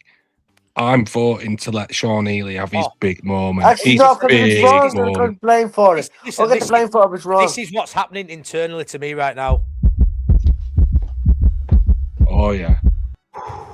Oh Need to yeah. settle myself down Ah, because I'm getting a little bit, Ah, you know. do you know what? I palpitations. think Ely's got it right. My trousers are getting a slight bit Right. tighter. Well, if it's wrong, though, we'll get the blame, though. Oh, Sean, Mr. Healy, right? We're an hour and 8 minutes into the stream. There's currently 191 absolute legends watching 4 turnips, potatoes, and onions, chat beans, and do a quiz, right? You are locking Malaga in. Drum roll, please. Before you lock Malaga in, Okay. would you like to hear the multiple choice? Yes. Oh, why? Why? Of course, it's Why? building up them. It's building it up. If Malaga's in the Well, multiple build choice, tension. ooh. I'll give Go you on, a multiple multiple choice, and then you can decide whether you want to swap or not. So, was it PSV Eindhoven, No. Hapoel Tel Aviv, No. You didn't sound as confident Metalurg last time. Zaporizhia? No. Who the fuck are they? They- I promise you that's not a team I've made up. Who the fuck? Who the fuck? fuck? Who the fucking hell are you? Who Oh, the you If you play suppose them in there's Scrabble, this you get an choice. automatic win. I know the last one. PSV Eindhoven, Hapoel Tel Aviv, Metalurg Zaporizhia, or Malaga? Right, You had to put that in. people, can we have a little bit of quiet, please? Everyone, shush down. Sean Ely, over to you, my friend. Malaga. Say those Incorrect. 3 words. No, I'm joking, it's correct. Yeah! Get up there! Get up! Let them Get in potatoes there, in the Mr. chat, Healy. baby. Stick What those an potatoes in the absolute- chat, baby. What an absolute performance! Wanna see that them is. potatoes? Come on. Harder. What Sean a Healy, you performance! absolute swine. Get in Yeah. there, lads. I don't think we'd have won that without Healy tonight. I No, genuinely we wouldn't have don't. done. Do you know what? Absolute saints. People, please do put some potatoes in the chat because he'll love it. He'll love it. Get some potatoes in that chat. Come on. Chuck some tatties in that chat. Yes, Michael. I do. Tatties, not titties. Oh, there were Valencia though. Malaga, Valencia, PSV. Valencia played in Malaga. Played Europe under Venables. Malaga 2003. The semi against Valencia. That's what I was thinking. Yeah, I was. Yeah, I Valencia. remember getting a lot of abuse because I was in Malaga. Knows. It was during the qualifiers. We got knocked out in the qualifiers, and I was away in Malaga. At the time, I remember just getting a lot of abuse out of people. Here we go. AG, Do you know what? AG, fuming. Yeah. AG, have a load of that, pal. Have a load of that, AG. AG, respectfully, you're sacked. Yes, man. Potatoes in the chat for you there, Mr. Healy. Look at that. Look at that. We love it. Tickle those likes for the lads beating the ladder. We beat the ladder. Tickle the tatties. Tickle those tatties. Absolutely. Yeah, listen, I tell you now, the Onion is coming back with absolute venom next week because if you think he's going to let us get hat trick, oof. Yeah, and you know what next Friday is, don't you? What? Friday 13th. Oh God! Ooh. Are you going to do a Halloween style quiz? Well, after Halloween theme, after Halloween themed quiz. Go on. Like spooky quiz. Well, I mean, I reckon it'll be scary for you. Spooky quiz, spooky players. AG is fuming. He is. Yes, AG's probably get someone to play it then. AG's just chinned his butler. Exactly. Yeah, AG's on the bench next week. There we go. Right, Mr. Healy, thank you so much for helping us out on the quiz. Couldn't do without you. Before you leave, give us a score prediction for Sunday, mate. 2-0 Leeds. 2-0. Give us a goal scorer of 2, mate. Come on. I think Nanto and obviously my boy Tanaka. Yeah, I won't mind that one, mate. I won't mind Tanaka getting some minutes, and if he gets some minutes, yeah, all will do him the world of good. Absolute scandalous. Absolute scandalous. It is my mate. Right, Mr. Healy, thank you so much. Love you to bits. Cheers, lads. See you soon, Healy. Cheers, Sean. Bye-bye, mate. Bye-bye. Well then, boys. That was a success. that went well. Great. Get it up there. Priestley, great quiz as always. Loved it. That last one, I would have definitely got wrong. Boss Nass, straight away, I'm thinking semi-final Valencia. Do you know what the worst thing is? Yeah, I've been sat on that question for 3 weeks, waiting for the right time to play it. Do you know what it is, right? Do you know what it is? When Sean just went, I was on holiday, I can remember it was Malaga. I was like, let him take it. Because honestly, this moment, I think the Union has just delivered the potato his best ever moment on YouTube, and I think there's some kind of poetic justice to that. People don't see the massive kind of conversations these two chuck at each other in the group chat. And Priestley has just delivered an absolutely glorious moment. I'm gonna have to go away for a while, I think. Yeah, I love that. He'll dine out on that, Will Healy, for a long time. Mate, he's going to clip it up. He's going to have it as a fucking ringtone. He's going to have that. Honestly, the feeling in my stomach when he just said Malaga. Oh, fuck. The feeling in your stomach when I told you Sean Healy had come on. When I told you Sean Healy would fast his fingers. when you described earlier what you're going to do, I'm like, just don't get Healy on. And just to look at this comment here, Healy will be dancing round his room. Yes, he will. Accompanied probably by flute music. Healy, something he's similar to cracking this. open a cold beer right now. He's cracking up.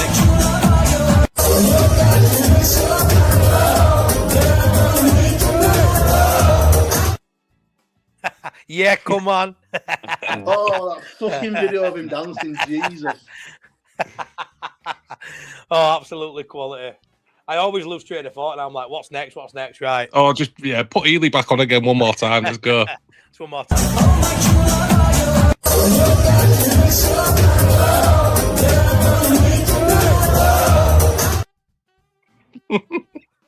Honestly, another 5 seconds of my shirt will coming off. Tell you honestly. Anyways, boys, right, back to a little bit of seriousness now. You know us, we daft as a brush. A little bit of comedy value there for you. A little bit of just nonsense, but we've also got to dial it back in and have some serious chat. So we've touched on City, we've touched on Sunderland. Shit week for Leeds. Let's have a look now before we move on to Norwich and the FA Cup, which I can't wait for. Let's look at the picture, boys, in terms of the bottom end of the table. So these are the remaining fixtures. I don't know, this is not right hand side. This got put in group chat earlier and I nicked it. But as you can see, the fixtures, I mean, you look at Tottenham's box there, boys. No green in sight. No green in sight. You look at West Ham's box. Quite a few greens, decent form. How are you feeling looking at that? We're not in horrendous form. Spurs are by far the worst team in the league currently. How are you feeling in terms of four games without a win? Yeah. 1 win in 6, 2 losses on the bounce, Priestley, and all the results bar Spurs not going our way. How are you doing? Like I said, you look at our next 2 games compared to the other 3. We get 4 points. Even if we win one of his next 2 league games, we'll be in a decent position. Yeah, I agree. Sorry. I went halfway through my thought and I saw that comment about George Johnson. Oh God, cheers, Rich. Yeah, I mean, I'm confused. The colours that are in the fixtures that are in block colours are what's left to play. No, the ones that are in colours are what's done. The reds are losses. Right. Yeah. The oranges are draws. All right. Fine. Okay. Yeah, I get it now. The ones below. Yeah, that confused me a little bit as well because I'm like, we don't have to play Chelsea away. Yeah, so I mean, you look at us there. Only 2 wins. What's that? 3, 6 in last 10. 3 wins in last 10. West Ham are definitely the form side of the sort of bottom 5. Spurs yesterday, lads, looked absolutely appalling. They were fortunate to go 1 up. They were fortunate they weren't already 1 down with the offside for Palace. They look like a side that has no fighting. I assume you saw when Porro went off, absolutely seething, threw a bottle. Didn't acknowledge the manager, punching the seat, were mouthing off. That looks like a dressing room where, I'll be honest with you, lads, the only mature person in that Spurs side is a 19-year-old lad from Leeds called Archie Gray, who absolutely looked an absolute diamond in a shit show yesterday. And he's got so many plaudits today at Tottenham and saying if he stayed at the club, he'd be a future captain. He's the only one who deserves any credit right now. And at 19-year-old to be sort of harnessing that and rising above the shit show that is Tottenham. Fair fucking play, Archie Gray, lad. That's because he's been brought up properly within a proper football family. Of course he has. I'll tell you what I've noticed about Spurs as well, and I noticed it last night. The fans aren't up for it either. Agreed. Half time, Priestley half gone. The battle is the fans getting behind you when you're struggling, and the fans just aren't asked. I saw a photo last night from 10 minutes after half time, and train platform nearest train station were packed. Oh yeah, so many just left when that 3rd goal went in. No, and don't get me wrong. I understand the negative feeling of a fan being at the game. They pay a lot of money to go to games, as a lot of people do. To go from being 1-0 up to 3-1 down within 5 minutes is appalling. And I'd never walk out. You know me, I clap the players off the field. I am one of them who wants to get out and get away early. I always stay till end no matter what. But I understand this isn't Spurs, is it? They're not used to this, but it's... Remember us, mate, back in our relegation season, when the wheels fell off, the wheels properly fell off, didn't they? Yeah. It felt like Spurs. It looks like that. That's what I mean. That there's parallels to Spurs now, because when the wheels fall off, when they get a bit of a punch to the gut, they just melt. They just turn into a puddle. Do you agree with this from my mate Jace? It's what people saying if Tottenham get relegated, that is bigger news than Arsenal win the league. Let me just say, I actually think it is. I'll even go one step further, right? My thought on that is, I've seen somebody say that Tottenham going down is bigger than when Leicester won Premier League. I don't argue it's bigger. I think it's on par with that. I think it's that mental with how much money they spent and the infrastructure in the stadium. If they go down, it is not a big story. It's one of the biggest, lads, for me. One of the biggest. Well, I mean, technically, they could still get relegated this season while still playing Champions League football. Mental, absolutely mental. They could get relegated on it. They could get relegated on Saturday, play Champions League on Tuesday. Looking at those fixtures, though, every team down there plays a couple of teams that are down there. It's like, for me, every team in that bottom 4 is right now holding their own destiny in their own hands. Like any one of those 4, including Leeds United, could get relegated. We have the best sides, in my opinion, though. To only have 9 games left, boys, and for 45% of them, I ain't quite sure on maths, but 4 teams out of 9 are currently below us. We're 6th bottom, and there's 4 games out of 9 to play. 4 of them are against sides lower than us. That's a very fortunate position to be in. Let's put it that way. 2 home games, 2 away games. All 4 home games now look trickier, as my mate Nice says, than they did before, but look winnable as well. If the right Leeds turn up, if Farke gets the lineup right, and if the tactics right, Brentford at home, Wolves at home, Burnley at home, and Brighton at home, those 4 games could see us safe without even worrying about if we get 8 points from those 4, we're safe. Yeah. Yeah, to me, boys, this all relegation, this all kind of back end towards the season here. I don't know what it is. Like, I don't feel like we've been playing relegation football all year. I don't feel like the performances we've put in equate to a team that's going to go down. It just doesn't feel like that. But it goes to show you the importance, Bosnas, of having to win games, not draw them. It goes to show. We spoke about the other night because the draws have led us down the garden path of thinking, oh, we're doing okay here, which we are doing okay. But in a season that's abnormal to other seasons, okay might not be fucking good enough. That's the issue. The thing is, for this is, I don't think there's going to be 4 teams in danger of relegation when it comes to definitely the last game of the season. Maybe with the last 2 games, I think there will be a team or 2 that just finds a vein of form and pulls off. Whether West Ham currently. West Ham currently, if they can continue that, they've got some tough fixtures coming up. Wolves have turned up the heat now, aren't they? There, so you got Wolves have been playing decent football, but I want to get your thoughts on this, boys, right? Because press conference today, I've got notes about everything he said in press conference, but regarding to this point in particular, he's massive as Daniel Farke on the points per game. He's huge on that. It's his Bible. He lives his life by a point a game, doesn't it? And he's always said 38's enough, right? And before we go into whether you think it's enough, right? He said in press conference today, which I found wild. So we're on 31 currently. He actually said, Bosnas, we need 7 to 9 points. And we have all the chances to do that, even before the last 6 games. We even have a chance to pick up points in the next 3 against Palace, Brentford and Man United away to take the pressure off in the last 6 games. I'm confident that we have more than enough to win the points that we need. So he's specifically saying 7 to 9, we are fine on that. But if we finish on, my worry is we finish on 38, we get relegated, and Farke goes, it's an abnormal season again. I don't get right at that point. I don't want to wear that shit. The thing is with me is that point a game correlation would have been fine last year. You'd have been comfortably clear of it. The thing for me is this season, it was forecasted very, very early on that, it was going to be a high points total to survive this year. Like, you've got to get that point a game bollocks out of your head. You aim for 3 points every week. If you get beat twice and then pick up a win, that's the same as 3 draws on the trot. It's just I don't. That to me is not a winning mentality. No, it's not at all. That's the worry when you look at that. And like Paul says, so many 6-pointers there. You look at it, there is so many. So like on a normal game week when we're not playing someone down at the bottom with us, if we lose, they may lose. If we're playing, Burnley, if we're playing Tottenham, West Ham, we lose that game, they are gaining 3 points on us. That's the worry with these games. So many of them are 6-pointers, and if you get them wrong, if you're on the wrong side of a 6-pointer, you knock it out. You saw that 9 points has very quickly ended up being 3 points, Priestley.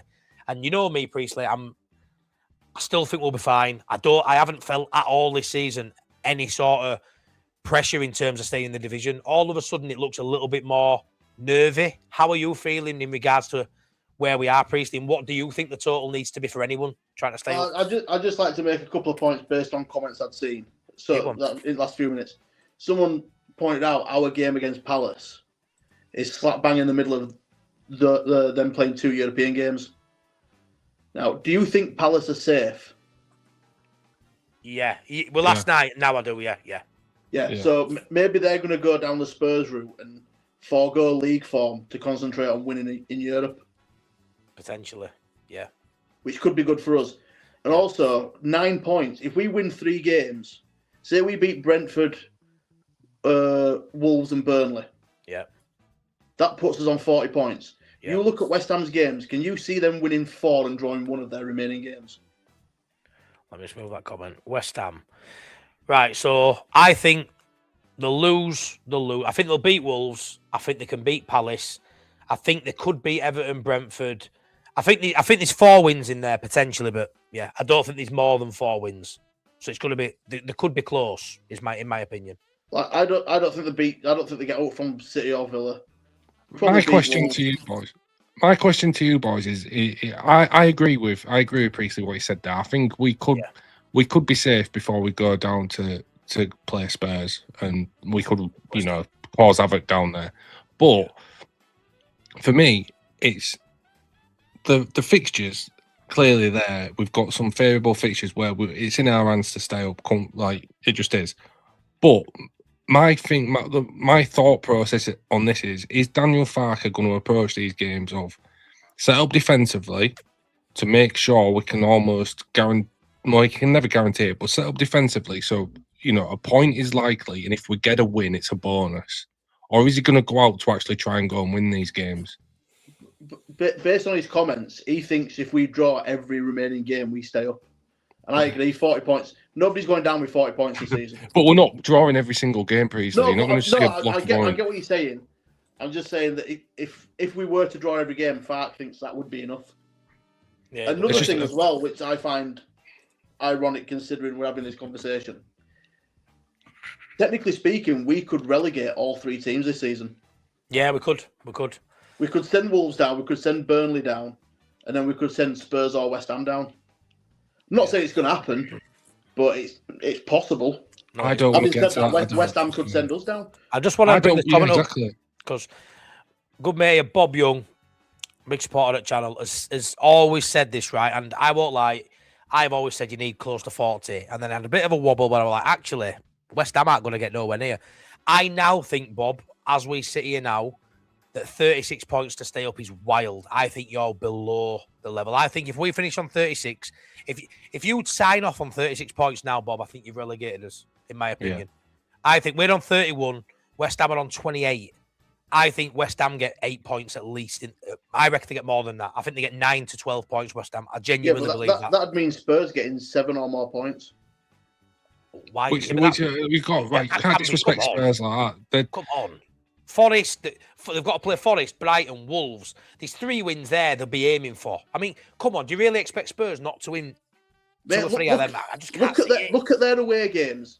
Look at their away games. I know. I think if you to expect that Spurs block to continue in just red and orange is ridiculous.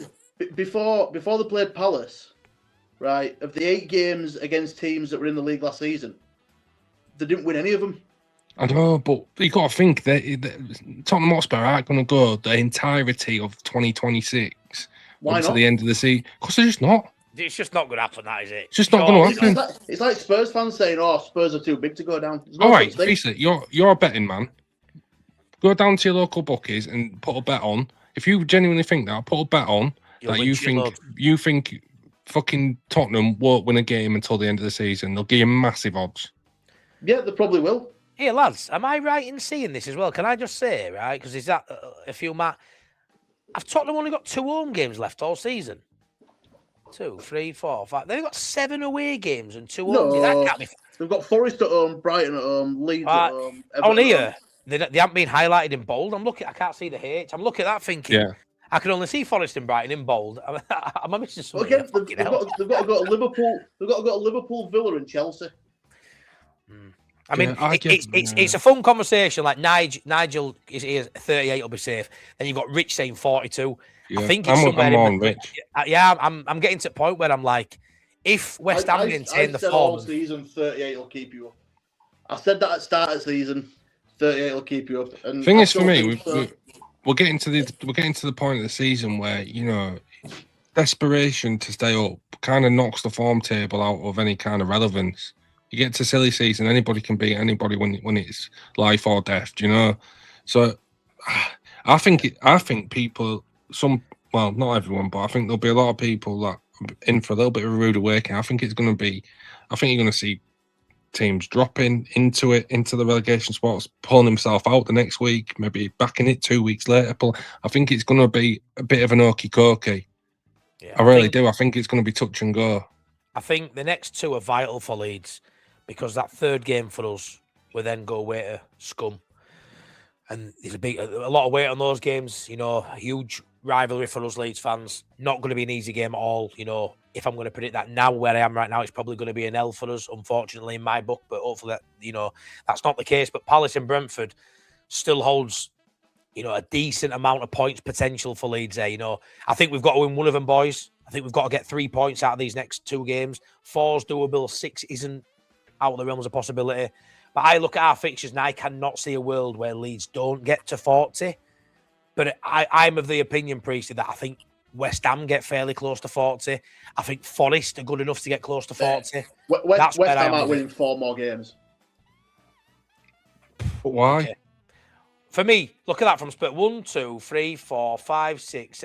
In the last 8, they've won 4 and drawn 2. They've only lost 2 in the last 8. Why can't they win 4 at next 9? I don't understand this argument. Spurs aren't going to win a game all 2026, but West Ham have played Spurs away, Chelsea away, Liverpool away and Fulham away, Man United at home, Bournemouth at home, and they've won 4 of them and drawn 2. They've only lost 2 out of that. That last 8 games for West Ham is a chuffing hard run. Spurs, Sunderland, Chelsea, Burnley, Man United, Bournemouth, Liverpool and Fulham away. And they've took 4 wins and 2 draws out of that. And you don't think they can get 4 wins out of City, Villa, Wolves, Palace, Everton, Brentford, Arsenal, Newcastle, Leeds. Leeds is a winnable game for them. No way. You can't tell me Leeds at home isn't a winnable game for West Ham. Brentford's a winnable game. Everton's a winnable game. Palace is. Wolves, that's 5 there. That they'll. I think it's ridiculous to say West Ham can't win 4, Priestley. Yeah. But it's a great conversation. And if I wasn't in the relegation fight, I'd be loving this, because this is. We talk about the Premier League being shit show at minute, lads, and football not being what it was back in our heyday. But the bottom of the table is probably spicier than anywhere else at the minute, and there's still a title, charge going on between 2 teams. But this is a very spicy and unusual sort of relegation battle. Wouldn't you agree? I would argue that I think Forest are probably the ones in the biggest trouble. I think so, but I think they've probably got the most talent. I think they've got a cracking side, a cracking 11. Yeah, so someone coming in and speaking actual logic. Who's that? Steve Brown, I think it was. Oh, yeah. Spurs have one of the worst home records in the league. Have tough away games. There's been no manager bounce. Oh yeah, don't get me wrong. Spurs is a shit show. It ain't going right for the manager. The fans have lost sort of interest in the boys. They don't believe him. The players have down tools by the look of it. It's an absolute shit show at Spurs. It is. But to say they can't win 2 or 3 games, and I say 2 won't be enough, but they can't go on a bit of a run and turn it round. To say they won't win any game in 9, any game in 2026, as Boston said, I think it's ludicrous, to be fair. They will win a game of football. It could happen. We might not win another game. For me, you could put Accrington Stanley in Premier League for the next 9 games. They'll probably win a game.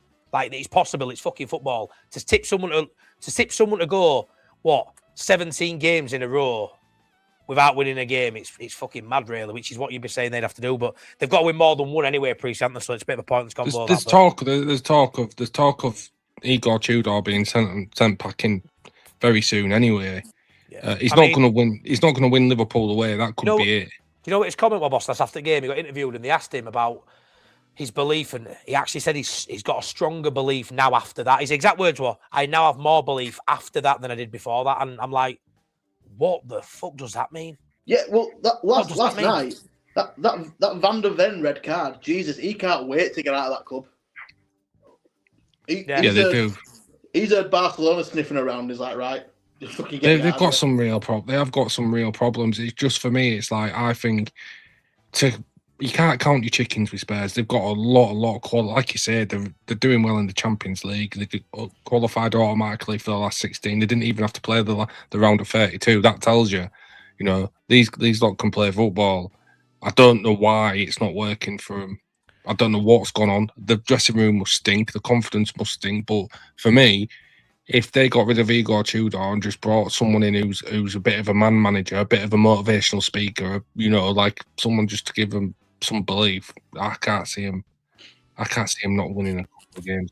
The way I see it go, boys, if I had to predict, Wolves probably still finish bottom just because even though they could catch Burnley, I'm going to go Wolves bottom, Burnley second bottom, I'm going to go Forest, and then Spurs by the skin of the teeth, and then West Ham and Leeds. I'm not too sure.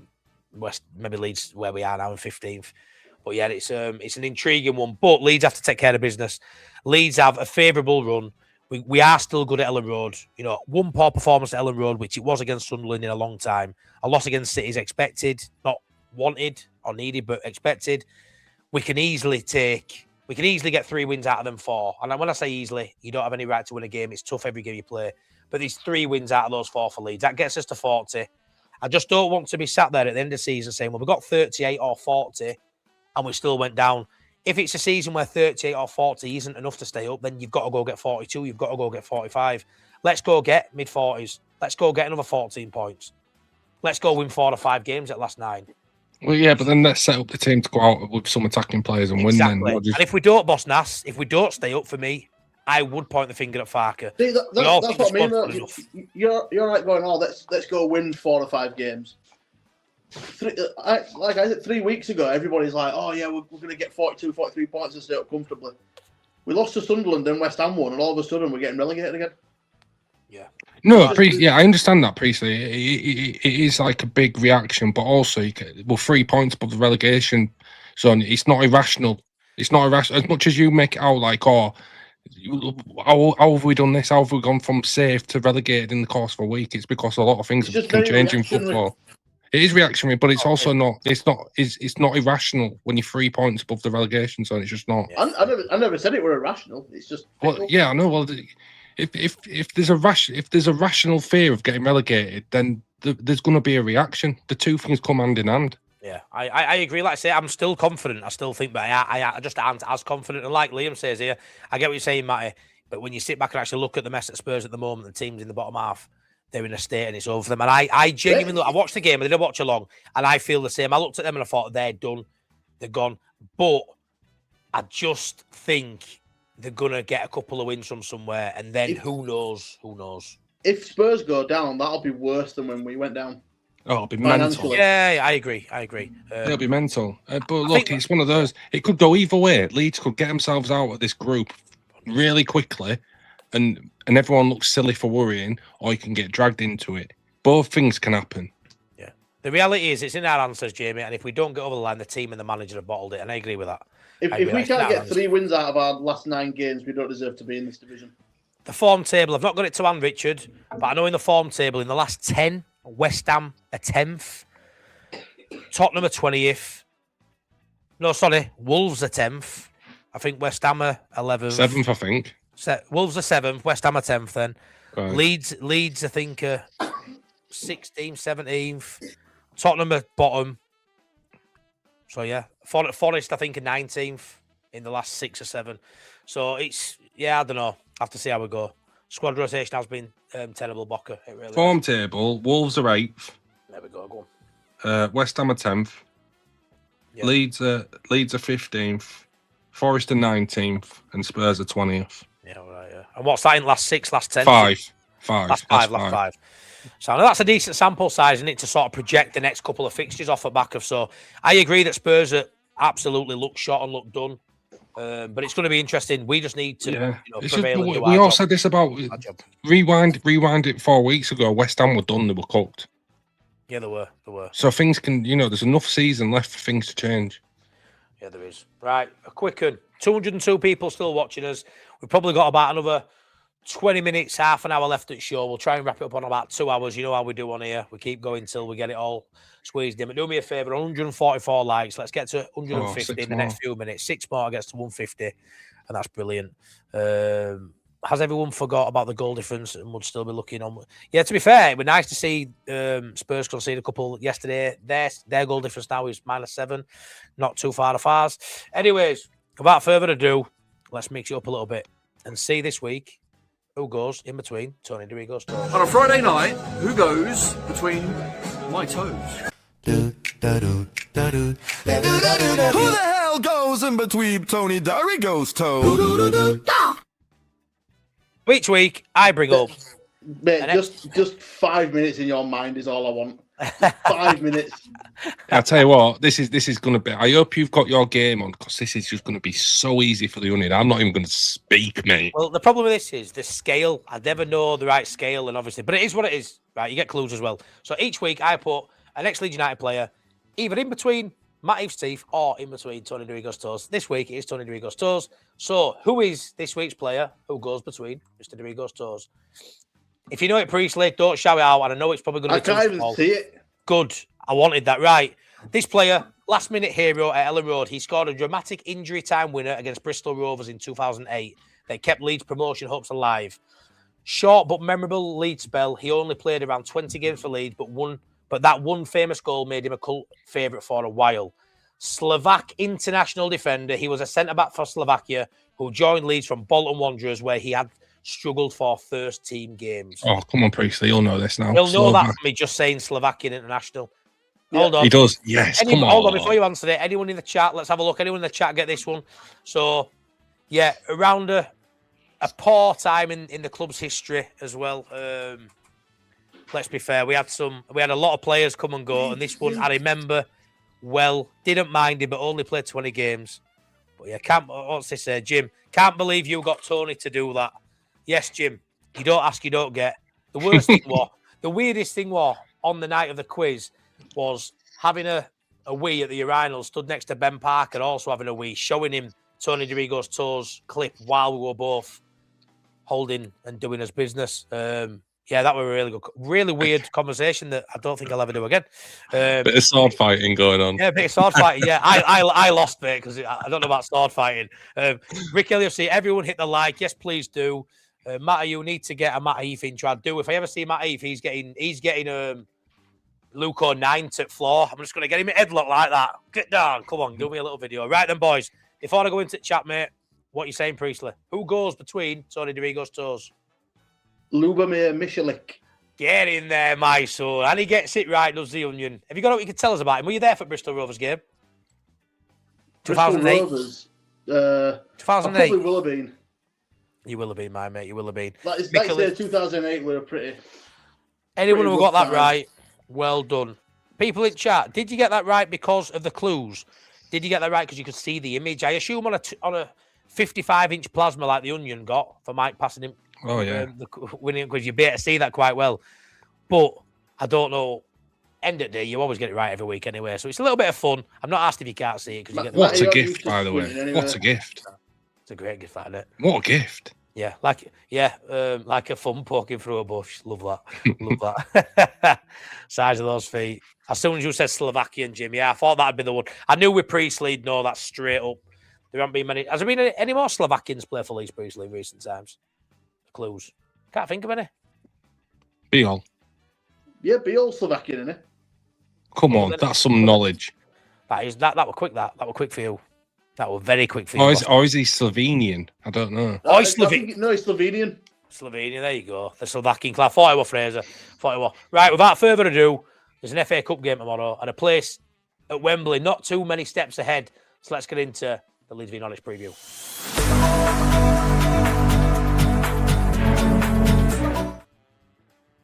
Right then, boys. I'm gonna really intrigued to see your thoughts and the chat's thoughts, right? So, you all know it's famously documented on this channel. I love the FA Cup. I want a cup run. I want us to win it, right? And I know there's a massive divide. We've got to stay up. Oh, I ain't bothered if we get beat, and I hate people who say that because you shouldn't bother if you get beat. But the loss to Sunderland certainly made more people go, actually, we really need to focus on the league. But Norwich, it's a nice romantic tie. Daniel Farke's now going to be in the stands for it. He's accepted his punishment. An £8,000 fine, by the way, for jogging towards referee. £8,000 fine, and he misses a Norwich game, right? But how are you feeling, boys? Are you hyped up about the FA Cup, or do you not really care? That goes to both of you. How are you feeling about it? I think we've got enough in our squad to put out a weakened side and still beat Norwich. Although that's famous last words. But are you bothered, Priestley, about the FA Cup? I mean, yeah, I always am. Good answer. Yeah. But I mean, it's weird because I'd rather stay in the Premier League than go for the FA Cup when we're a bit more established. It's mad though, isn't it? It's mad though, isn't it, boys? Right? Because people say, would you rather win the FA Cup, Matty, or stay in the Premier League? Right? And I know if we had to pick, yeah, I always say, well, let's try and do both, right? But say only one eventuality. How sad is it, right? that we'd rather finish 17th in Premier League, which is getting beaten nearly every week, than win a trophy at Wembley and be in Europe next season. It's fucking mad, though. When you look at it like that, but it's all fucking right saying mad. that, but we'd be playing I on know. Thursday night, then having to go to like fucking Bristol City on Sunday.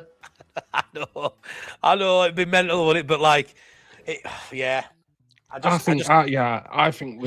Look, the closer that trip to Wembley gets, obviously you get more buzzed for it, and what a fantastic end to a season that would be. So, but I do agree with what Priestley says. I think we have enough. I think we do have enough to not put even out a weakened team, just put out a rotated team. We do have some strength on the bench. I think calling it weakened, yes, it is technically a little bit weaker, but out a rotated team. I'm going to bring my team up in a set. Shout this out. Hey, Morris, first game I'm attending 2 years due to work. Taking my partner with me, and I cannot wait for Gravely's or Gravely's Chippy class. Get Enjoy there an hour before kick-off if you're going to Chippy. Yeah, but I hope you have a great time there, you and your partner. So I'll bring this is what I would do. I don't know how close it'll be. But tell me your thoughts on this and tell me what you changed. I've gone Perry in goal, Bogle at right back, Justin at left back with Bornau and Beal in the middle. I want to do a 4-2-3-1. I don't think there's any need to play 3 centre-halves in this game. Ampadu and Longstaff sort of sitting in. Tanaka or Buonanotte, but I went Tanaka just a little bit further forward with James Nonto. And I've gone Metcha. I do think you can't just put every player on the pitch to start who isn't playing minutes. Pirro got some minutes at the end of Sunderland game, didn't do great. Metcha is a bit of a clutch player, big moment player. I could see us having a tough night, maybe against Norwich. Say it's a tough one and it ain't going our way. I'd back Metcha to bury it. I aren't too sure on the confidence of Pirro. Where do you feel on that lineup, boys? I'm a million miles away. Is a formation not right? I'll be honest, but when I was thinking about it earlier, that's not far off what I had in mind. Do you agree it doesn't need a 3 at the back? Yes. Oh, no, I agree. I had the back 4 pretty much spot on. I just won't play Ampadu. I'd give Ampadu a rest.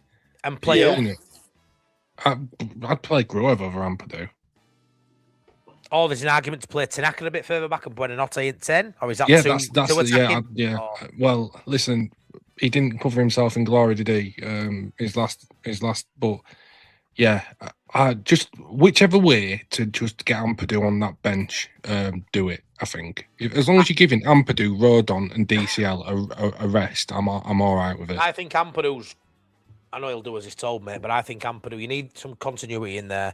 He's your captain, and I also think the handball, the playing on his mind a little bit. I think he'll want to go out there and prove a point, and he's fit as a fiddle. He can play at minutes. We don't play again until next weekend either, boss. That's till next Sunday. So there is, still a week between games. But what I'll say as well on Norwich, it is right. I did a bit of digging. I was going to do a Norwich preview last night, but I decided not to. But I had a bit of a look at them. Their top scorer's out injured till end of the season. I can't remember his name now, but their top scorer's gone. He's out injured. Sargent also left a while back as well. So they haven't got a massive potency up top, but they've won 8 of the last 10. They went on a diabolical run. They've won 8 of the last 10, boys, and they're still 12 points off playoff scores to show how poor they were. Yeah, they were looking down. They were looking at League One football 2-3 months ago. Philippe Clement's come in and turned them around, and 8 wins in 10, and they're coming full of confidence. His exact words have been this week that we can beat anyone in the world on our day, which is a bit of a wild statement, but I like the confidence. They're coming to play and beat us. They aren't coming to make the numbers up, so it's going to be interesting to see how we combat that. And I don't want to be sitting here next week talking about a dire performance, a defensive side, and getting played off the park against the Norwich side that will come and play football, boys. So they had Liam Manning, didn't they? Bully him.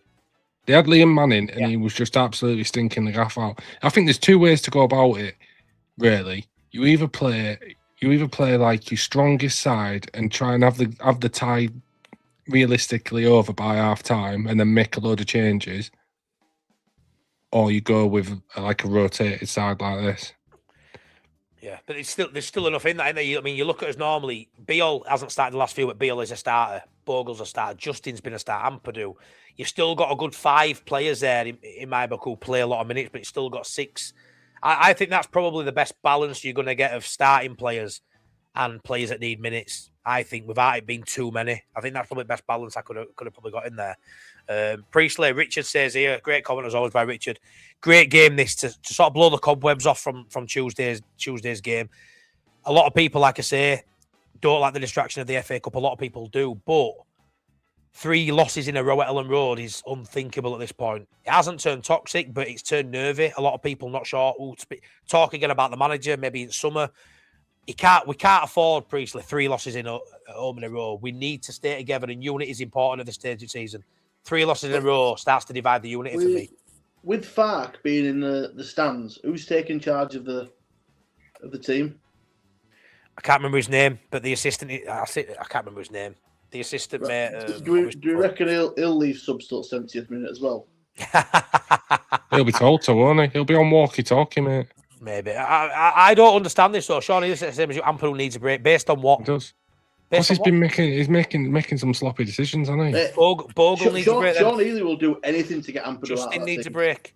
You know, there's an argument that there's certain players that need, like Justin needs a break, so does Bogle. You can't rest both of them and Goodmanson because they'll have no fullbacks.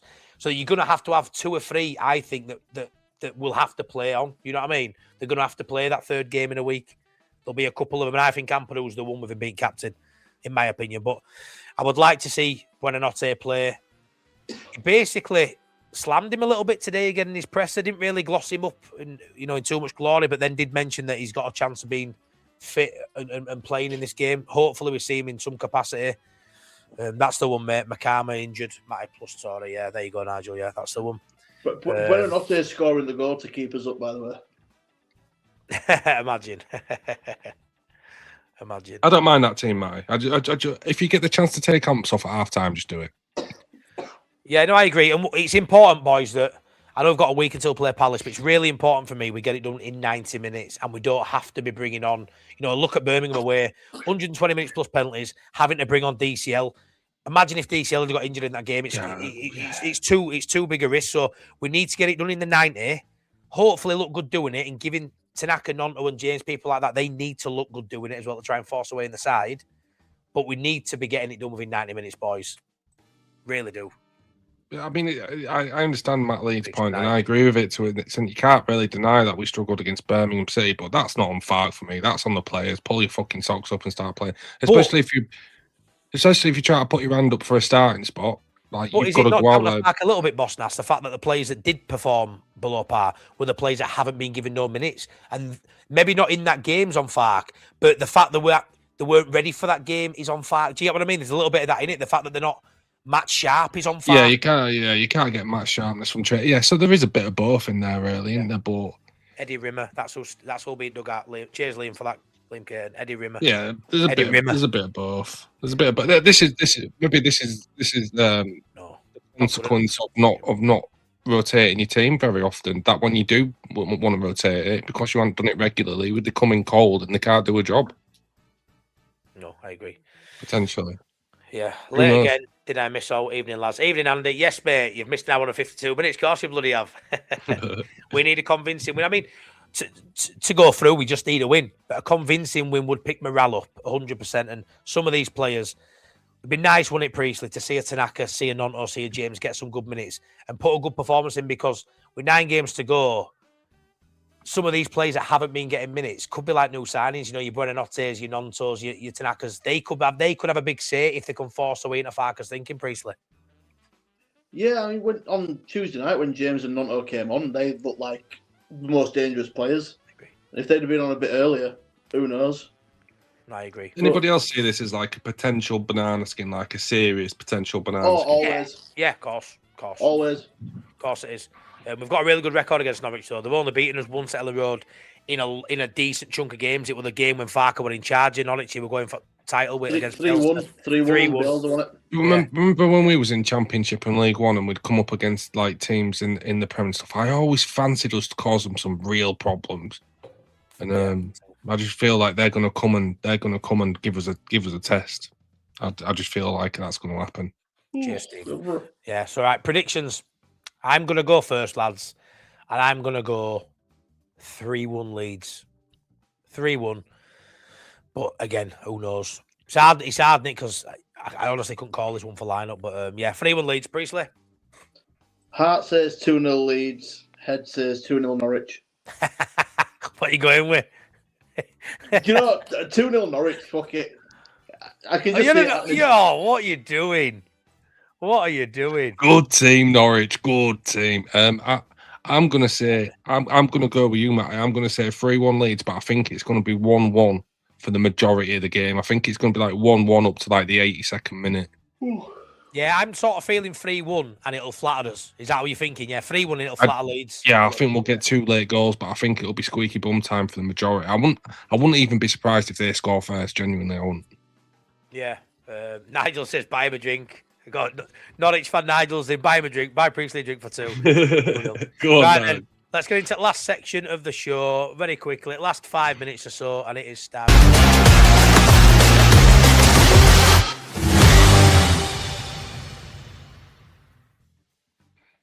So Bill gifted a membership earlier. Thanks so much, Bill, as always. You absolute legend. Paul O'Connor. So people who don't know, I hit 6,000 subs yesterday. Paul's just congratulating Matt on reaching 6K subs onwards and upwards. Did you? I don't remember you mentioning that. I did, mate. I bankrupt. Well, put them out of business. Subway had 6,000 subs yesterday. But yeah, great, absolute brilliant yesterday. With that on a live as well, but even more special. Big thanks to everybody who supports me, everyone who watches, comments, likes, anybody who supports at all. Thank you so much. Priestley, Boss Nass AG, especially as well, who helped with the Late Night Leeds. Couldn't do this show without them. That's a fact. So I absolutely love that too.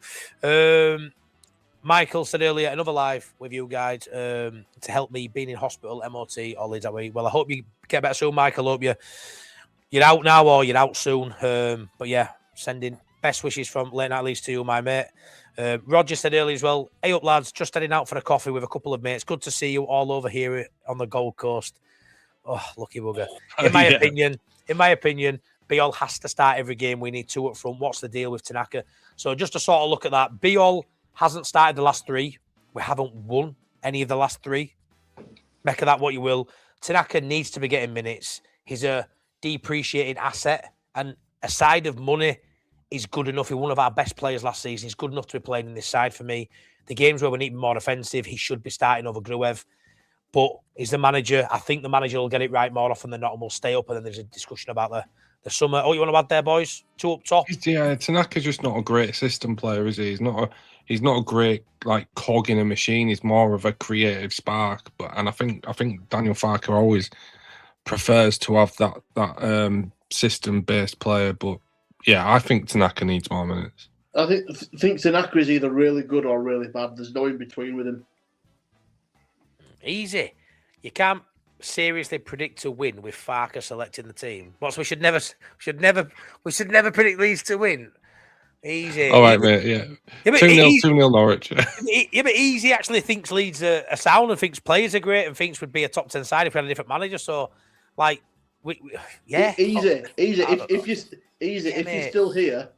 you're still here watching, please just drop a comment who you would like to see the next manager be. If we stack Fark in the summer, who do you want as a manager? Easy himself. Luis Enrique. Himself. Nigel. That's madness. Nigel Crass. Great show, lads. Just love this channel, Yorkshire Banter. But how class is that bloody Norwich fan? Loves the channel. I really appreciate that, mate. If you beat us Sunday, you're going to fucking hate me because you're going to be called all names under the way home. You're going to hate me. I used to have a few Sunderland fans think I were all right until my reaction after the game. But it is what it is. It's football. I appreciate it, mate. Thank you. What do we need for us to stay up? We've sort of touched on that, haven't we, Liam? I'm going 40. Boss Nass? Yeah, I think I can't nail it spot on, but between 39 and 42, something like that. Priestley? 38. Said it all season. Phil Bailey, points per game. He's 33% higher when Biol starts. Usually start a meaningful number. I think meaningful number. Pal, I really do. Biol, the upturning performance came, went to 3 at the back. I know Biol is a side product to that. The 3 at the back's probably the most important switch. But Biol's been in the side, we win more games for me. With Biol, he has got a mistake in him. Yeah, but also there's the reason. The penalty he gave away at Chelsea, which was daft. The penalty that was given away against Palace was directly Biol's fault for not clearing it. There's a reason he's got touted interest from Liverpool, and it's not because he's a bad player. No. Oh no, I'm not saying he's a bad player.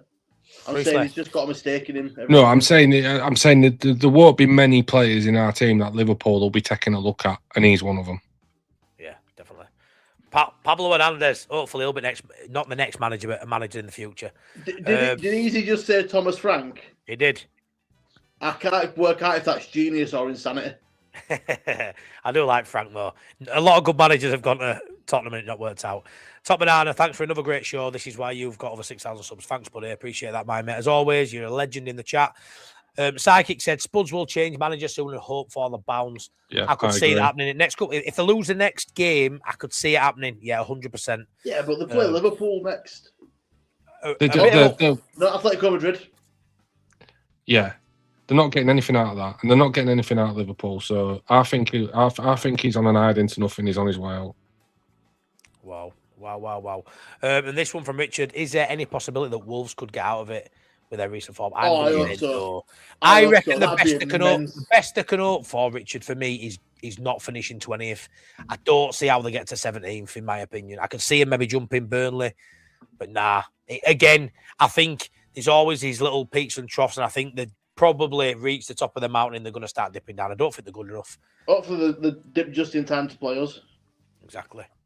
Right then, boys. I think that's about it. I think we will call it there. 2 hours on the nose, 167 likes. Smash us a chuffing like if you haven't already. Give us a hype while you're there. Give us a hype. Give us a like. Give us a sub. Give us whatever you want. But yeah, thanks so much for watching. Abdul Rahman Al Khalifa's in the house. I love how that rolls off the tongue. I love Abdul Rahman Al Khalifa. I couldn't even say any of that before. I'm getting better. Hey, actually, in a more serious note, mate, I hope everything's all right over there in Bahrain. It's taking a bit of a nosedive, hasn't it, over there? Well, not in Bahrain, but yeah, I hope everyone's all right and safe, mate. On the flip side of that, who wants to hear a Bahrain themed joke? Go on then. Yeah, go on. What's the difference between Bahrain and Abu Dhabi? Is this allowed, this joke, yeah? Is it okay? Yeah, this isn't going to be cancelled time, right, is it? Okay. What's the difference between Bahrain and Abu Dhabi? Don't know. People in Bahrain don't watch the Flintstones, but people in Abu Dhabi do. That's a dad joke without even having a kid, that Priestley. I love that. Class. I thought it was fine. Anyway, Abdul Rahman Al Khalifa says, evening, Matty and friends. Firstly, Matty, you do pronounce my name perfectly. It's took a lot of practice. Honestly, in the mirror, off stream, I've done that so many times. Love to have Glasner as our next manager. Who knows? I do like him. I know it's turned a bit toxic there, but is that his fault? I don't know if it is. I quite like Glasner. I don't like the way Glasner's conducted himself over the last couple of months. When you keep selling someone's best players, exactly. But part of that Glasner's fault. He made him turn down 60 million for Gahey because he wanted to keep him. The thing that people don't see is it's the same when you 20 million anyway. Yeah, but it's the same when you work for any big firm, right? It's all right looking at his actions, but you don't see what the actual firm, the actual board, and the people in the higher positions are treating him like. Do you know what I mean? Exactly. Graham Stoner, 6,000 subs, you greedy bastard. Well done, well deserved. Cheers, mate. Says Nigel, thanks so much for tuning in, mate. Yeah, hopefully you have a good end to your season in the Championship after you get dumped out the FA Cup on Sunday. Great live, guys. You're the breast. We are definitely the breast. Can I just say Fraser, right? He's messaged me a few times on Instagram, back and forth, some voice notes and that. Fucking superb singer. Superb vocalist. Just want to say, Fraser, big shout out, massive supporter, mate. Love it. Great vocalist. Prayers, friends. Abdul Rahman Al Khalifa. Stay safe, brother. I hope it's all okay over there. Seems a bit mental. It does. Cheers, South Stanley. Come on, lads, do another hour. You're in the boozer. No, mate. Up the Sunderland, says Thomas. Yeah, whatever. Great show, lads. 4-0 Sunday. Go on, Psychic. Have a great weekend. You too, Craig. Brilliant show, lads, as always. Another great night. Thanks, June. Congrats on the 6,000 MOT from Pakistan. Thank you, buddy. Can you pronounce that one? Anyone? Because I can't. I tried to do it last night and I murdered it. Murtai Morkan Satsiki. No, Satsiki is what you eat at Chinese, isn't it? Yeah. Sorry, mate. We really need to work on your name as well because I struggle with pronunciations. I find it hard to read my own name. But Murtai Moore. We'll go with Khan. Khan. I tried my best. We'll go with that. Thank you so much, buddy. Well done, lads. Cheers, Luke. Thank you as well. I know what his phrase, I mean it as well, but cheers, lads. Thank you. Are you giving us full Imagine Not Being Leeds on the way out? Do you mind holding on while I bang that on, lads? Do you mind? No. Can you do the what's it? Can you do the Matching On Together cover? That's so good. Have you got that one? Oh, I played that last night. Oh, did you? I always go with first comment, so I want to put that one on. Thing is, this hasn't got a video to it, has it? But did you do that Matching On Together one last night? Yeah, I did. I didn't hear it. Anyways, I'll play you out with this then. It's 4 minutes long. It ain't got no video to it, but this is a full version of my intro because I get so many comments saying they enjoy the intro. Here it is. You two stay behind. We'll have a chat once this 4 minutes is gone. Go make a brew, come back. We'll chat for 10 minutes. Right, everyone. Love you all the bits. Thanks so much for the support. Thanks for 6K. Thanks for everything. There'll be a match day vlog of Sunday. Me and Theo will go into the game. There'll be an instant match reaction with the Onion. And yeah, you know me. I'm never too far away from jumping back on here and doing something. Thank you. Love you all the bits. Smash a like, subscribe, and I will see you on the next one. See you all later. Cheers, Onion. Bye-bye, everyone.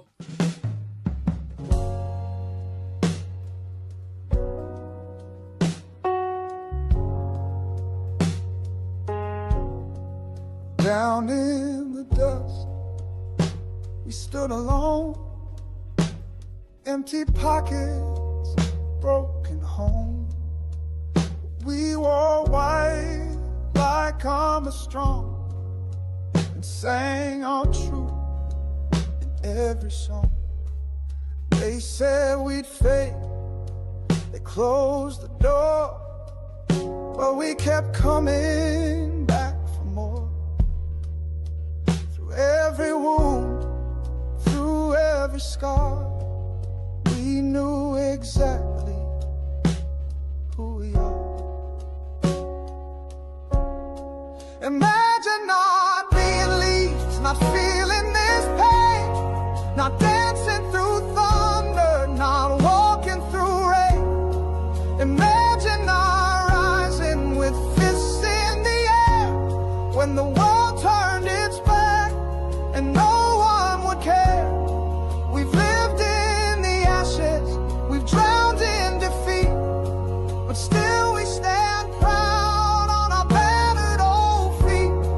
Imagine not loving with all that you are. Imagine not being Leeds.